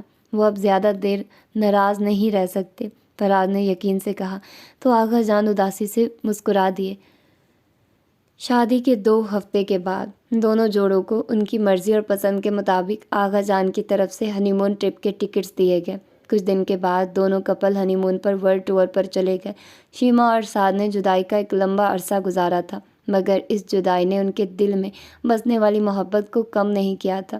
وہ دونوں ایک دوسرے کے سنگ بہت خوش تھے، لگتا ہی نہیں تھا کہ جدائی کی طویل رات کبھی ان کی درمیان آئی بھی تھی۔ تقریباً 2 مہینے کے بعد جب وہ دونوں آگے پیچھے واپس گھر لوٹے تو ایک حیران کن خبر ان کی منتظر تھی۔ آغا جان نے اپنی وصیت کے مطابق ساری جائیداد آپ دونوں میں برابر تقسیم کر دی ہے۔ یہ گھر وہ بیچ کر ٹرسٹ کو دے چکے ہیں۔ آغا جان کے خاص ملازم نے جب مؤدب انداز میں ساری تفصیل بتائی تو فراز اور سعد حیرانی سے ایک دوسرے کی طرف دیکھا۔ آغا جان کہاں ہیں؟ انہوں نے ایسا کیوں کیا؟ فراز نے حیرانی سے سوال کیا۔ وہ آپ دونوں کے لیے یہ چھوڑ گئے، آپ کے ہر سوال کا جواب، ملازم نے کہا، اور ایک USB انہیں پکڑا کر وہاں سے چلا گیا۔ سعد نے جلدی سے USB اپنے لیپ ٹاپ سے منسلک کی اور اس میں موجود ویڈیو چلائی۔ آغا جان سادہ لباس میں اپنی مخصوص کرسی پر بیٹھے مسکرا کر سامنے دیکھ رہے تھے۔ میرے بچوں، تم دونوں بہت حیران ہوگے کہ میں اچانک کہاں چلا گیا ہوں۔ میں نے ساری زندگی جو دھن دولت کمایا، اس سے زیادہ میرے گناہوں کا بوجھ ہے جسے میں آخری سانس آنے سے پہلے دھونا چاہتا ہوں۔ میں چاہتا تو عالی شان گھر میں بیٹھ کر رب سے اپنے گناہوں کی معافی مانگتا رہتا، مگر میں چاہتا ہوں کہ میرا جسم میری روح کی طرح وہ اذیت اور تکلیف اٹھائے جو اسے رب سے قریب تر کر دے۔ میں کوئی جوگی یا فقیر نہیں بن رہا، میں بس اپنے آبائی گاؤں کے پرانے گھر میں اپنی زندگی گمنامی میں گزارنا چاہتا ہوں، اپنا احتساب کرتے ہوئے۔ میرے پاس خود سے کرنے کے لیے بہت سوال جمع ہو چکے ہیں جن کے جواب میں ذات کی خاموشی میں ڈھونڈنا چاہتا ہوں، مگر یہ مت سمجھنا کہ میں تم لوگوں سے دور ہوں۔ تم دونوں کا جب دل کرے مجھ سے ملنے چلے آنا، مگر مجھے اپنے ساتھ واپس اس دنیا میں لانے کی ضد مت کرنا۔ یہ ایک باپ کی درخواست سمجھ لو۔ میرے گناہ ایسے تو نہیں کہ صرف معافی مانگنے سے معاف ہو جائیں گے۔ مجھے ابھی بہت سفر کرنا ہے، اپنے رب کو راضی کرنا ہے۔ آغا جان کا لہجہ رند کیا۔ سعد اور فراز کی آنکھوں میں نمی آ گئی۔ شیما نے نم آنکھوں سے فراز کی بیوی آمنہ کی طرف دیکھا جو یہ سب دیکھ کر حیران تھی۔ میں آغا جان کو واپس لینے جا رہا ہوں، فراز نے جذباتی پن سے کہا۔ فراز، انہیں مجبور مت کرو، وہ اپنے ذات کے جس سفر پر نکلے ہیں انہیں کامیابی کی دعا دو، وہ ہم سے دور نہیں ہیں، ہم ان سے رابطے میں رہیں گے۔ سعد نے سنجیدگی سے کہا تو فراز لب کاٹ کر رہ گیا۔ آغا جان کے ساتھ کے بغیر نئے سرے سے زندگی کا آغاز کرنا آسان نہیں تھا، مگر زندگی رکتی نہیں ہے۔ وہ دونوں بھی اپنی اپنی مرضی اور خواہش سے نیا آشیانے بنانے اور سجانے کی تگ و دو میں لگ گئے۔ آج تم نے موسیٰ کی کوئی تصویر نہیں بھیجی، کیا اسے دادا کی یاد نہیں آتی؟ آغا جان نے ویڈیو کال پر مسکرا کر سعد سے کہا، جو بے ساختہ ہنس پڑا۔ آغا جان، موسیٰ بہت شرارتی ہو گیا، آپ کو بہت یاد کرتا ہے، کچھ دنوں کے لیے ملنے آ جائے نا۔ سعد نے پیار سے کہا اور جلدی سے فون 5 سالہ موسیٰ کے کان سے لگا کر اشارہ کیا۔ دادا جان، آئی مس یو، موسیٰ نے معصومیت سے کہا تو آغا جان تڑپ اٹھے۔ میرا ابراہیم بھی یاد کرتا ہے، اوہ بول بھی۔ پاس بیٹھے فراز نے 4 سالہ ابراہیم کو فون پکڑا کر گھورا تو وہ گھبرا گیا۔ دادا جان، کیا بولوں؟ ابراہیم نے معصومیت سے پوچھا تو آغا جان ہنس پڑے۔ میری جان، جو تمہارا دل کرے، آغا جان نے مسکرا کر کہا۔ دادا جان، آپ کہاں ہیں؟ سعد کی 3 سالہ بیٹی ہانیہ نے ابراہیم سے فون چھین کر ایسے دیکھا جیسے آغا جان کو ڈھونڈ رہی ہو۔ آپ آ جائیں بابا کے ساتھ، ہانیہ نے کہا تو آغا جان کی آنکھیں بے ساختہ نم ہو گئی۔ وہ پچھلے 7 سالوں سے اس پسماندہ علاقے میں سادگی سے زندگی گزار رہے تھے، مگر اب فراز اور سعد کے بچوں کو دیکھ کر ان کا دل تڑپ جاتا تھا۔ وہ اکثر 1 یا 2 دن کے لیے شہر آتے، بچوں کے ساتھ وقت گزارتے اور واپس لوٹ جاتے۔ اکثر سعد اور فراز بھی بچوں سمیت آغا جان سے ملنے گاؤں چلے جاتے۔ آغا جان، آپ تیار رہیں، میں کل آپ کو لینے آ رہا ہوں، ہم سب آپ کو بہت یاد کر رہے ہیں۔ ہاں ٹھیک ہے، ایسا کرنا، تم سب آنا، بچے بھی گاؤں میں دیکھ کر بہت خوش ہوتے ہیں۔ آغا جان نے نرمی سے کہا۔ ہاں، میں کاؤ بھی دیکھوں گا اور گوڈ بھی، موسیٰ نے جلدی سے کہا تو سب ہنس پڑے۔ آغا جان کی تازہ بنی قبر پر سعد اور فراز افسردہ کھڑے تھے۔ باپ کو مرے 10 دن گزر چکے تھے، مگر وہ دونوں ابھی بھی بے یقین تھے۔ وہ سب ہنسی خوشی انہیں ساتھ لے جانے آئے تھے۔ انہیں یقین تھا کہ اس بار آغا جان انہیں چھوڑ کر نہیں جائیں گے۔ ان دونوں کا خواب تھا کہ وہ اپنے باپ کے ساتھ خوش و خرم اور مکمل زندگی گزاریں۔ اپنوں کی محبت، ساتھ کی وہ خوشی، وہ سکون، وہ سکھ اپنے بچوں کو دے سکے جن سے ان کا بچپن محروم رہا۔ انہوں نے بچپن سے دولت، اقتدار، طاقت کو اپنے گھر میں دیکھا، مگر ان کے رشتے انتہائی کمزور اور ایک دوسرے سے میلوں کے فاصلے پر تھے۔ ان دونوں کے پاس اپنے بچپن کی کوئی بھی اچھی یاد یا خوشی نہیں تھی جسے وہ اپنے بچوں کے ساتھ فخریہ دہرا سکیں۔ صرف اولاد ہی والدین کی عزت اور تکلیف کا باعث نہیں بنتی، اکثر والدین کے غلط رویے، فیصلے، خود غرضی بھی اولاد کی زندگی کو گرہن لگا دیتی ہے۔ اس بات کا احساس آغا جان کو ہمیشہ رہا اور یہ پچھتاوے ہی ان کے دل کو کمزور سے کمزور تر کرتے گئے۔ آؤ فراز، گھر چلیں، اس عہد کے ساتھ کہ ہم اپنے بچوں، اپنے گھر کے لیے پرانے والے آغا جان نہیں بنیں گے جنہوں نے اپنی زندگی کا آخری وقت انہی پچھتاووں کے ساتھ گزارا۔ کبھی خود کو ہم سے نہیں جوڑ سکے، سعد نے ٹوٹے لہجے میں کہا اور نرمی سے فراز کے کندھے پر ہاتھ رکھا تو فراز نے نم آنکھوں سے سر ہلایا۔ دونوں نے باپ کے پاؤں والی جگہ کو چھوا اور بوجھل قدموں سے واپس پلٹ گئے۔ مٹی کی قبر پر بکھرے تازہ سرخ پھول ان کے فیصلے پر غم کی مسکراہٹ لیے اداسی کی خوشبو شہر خاموشہ میں بکھیر رہے تھے۔ تو یہ تھا آج کا ناول۔ ہوپ فلی کہ آپ لوگوں کو پسند آئے گا۔ یار زندگی میں کبھی ایسے لوگ ہوتے ہیں نا جن کو ہم سمجھ نہیں پاتے، مطلب ان کو سمجھا بھی نہیں پاتے۔ وہ اتنے انپریڈکٹیبل ہوتے ہیں، اتنے ضدی ہوتے ہیں، اتنے عجیب قسم کے ہوتے ہیں نا، ان کی تھنکنگ ہی الگ ہوتی ہے۔ ان کو سمجھا نہیں پاتے، ان سے بات کر کے آپ کو ایسے فیل ہوتا ہے کہ آپ پاگل ہو، مطلب نہیں سمجھ آتی۔ اب دیکھیں آغا جان کا ہی دیکھ لیں مثال، انہوں نے اینڈ پر بھی اپنی اولاد کو نہ چاہتے ہوئے بھی ایک الگ طرح کی اذیت دی، خود کو دور رکھ کر۔ مطلب یار کیوں کچھ لوگ اپنی زندگی کو خود ہی کمپلیکیٹڈ بنا دیتے ہیں، سکون سے نہ خود رہتے ہیں نہ دوسروں کو رہنے دیتے ہیں، ہر بات میں کیا ہی میں بولوں۔ تو یار خود بھی سکون سے رہیں، دوسروں کو بھی رہنے دیں، یہی آج کا دور ہے۔ بس یار میں تو پک گئی، میں تو اپنی زندگی سے بھی تنگ آ گئی ہوں، آنیسٹلی اسپیکنگ، مطلب تنگ ان دا سینس کہ کیا ہی میں بولوں، میرے پاس کہنے کے لیے ورڈز نہیں ہیں۔ مطلب نیگیٹیو وے سے تنگ نہیں آ سکتے، مطلب کچھ لوگوں کے ساتھ آپ کے تجربات اتنے برے ہوتے ہیں نا کہ آپ سمجھ نہیں پاتے، نہ ان کو سمجھا پاتے اور ان سے دور بھی نہیں رہ پاتے، کہ سچویشن ایسی ہوتی ہے کہ آپ کا سامنا ہونا ہی ہونا ہوتا ہے، تو آپ کو سمجھ بھی نہیں آتی کہ ان کو کیسے ڈیل کریں، ان کے ساتھ ڈیل کیسے کریں، ان کو سمجھائیں کیسے۔ تو خیر یہ بہت ہی مشکل کام ہے، بہت زیادہ مشکل کام ہے۔ اگر آپ میں سے بھی کوئی اس سچویشن سے گزر رہا ہے نا تو بھائی اللہ مالک ہے، اور کیا کہہ سکتے ہیں۔ باقی یہ کہ دیکھتے ہیں اب آگے کون سے اچھے ناولز ہمیں 2025 کے ملتے ہیں، کیونکہ آج کل میں 2025 کے ناولز ہی پڑھ رہی ہوں۔ اور آپ لوگ واٹس ایپ چینل کو فالو کر لو، کیونکہ واٹس ایپ چینل کا سین اس طرح سے ہے کہ واٹس ایپ چینل میں نے اس لیے بنایا کہ تاکہ سم ٹائمز کچھ ایمرجنسی ہوتی ہے، میں آپ لوگوں کو اپڈیٹ نہیں کر پاتی، مجھے نہیں آئیڈیا ہوتا کہ آپ لوگوں کو کیا بتانا ہے، کیا سچویشن چل رہی ہے، کچھ بھی نہیں پتہ ہوتا مجھے۔ تو اس کے لیے پھر ہوتا ہے کہ آپ لوگوں کو میں میسیج کر دیتی ہوں، وائس میسیج کر دیتی ہوں واٹس ایپ پر، یا لکھ دیتی ہوں میسیج میں کہ بھائی آج یہ سچویشن ہے یا یہ سینیریو ہے، یا کوئی ایسا ناول جو آپ لوگوں کو میں پبلکلی نہیں دے سکتی، جیسے کہ مالا ناول میں نے ریکارڈ کیا ہے، وہ میرا پہلا ناول تھا جو میں نے اس چینل پر پڑھا ہے۔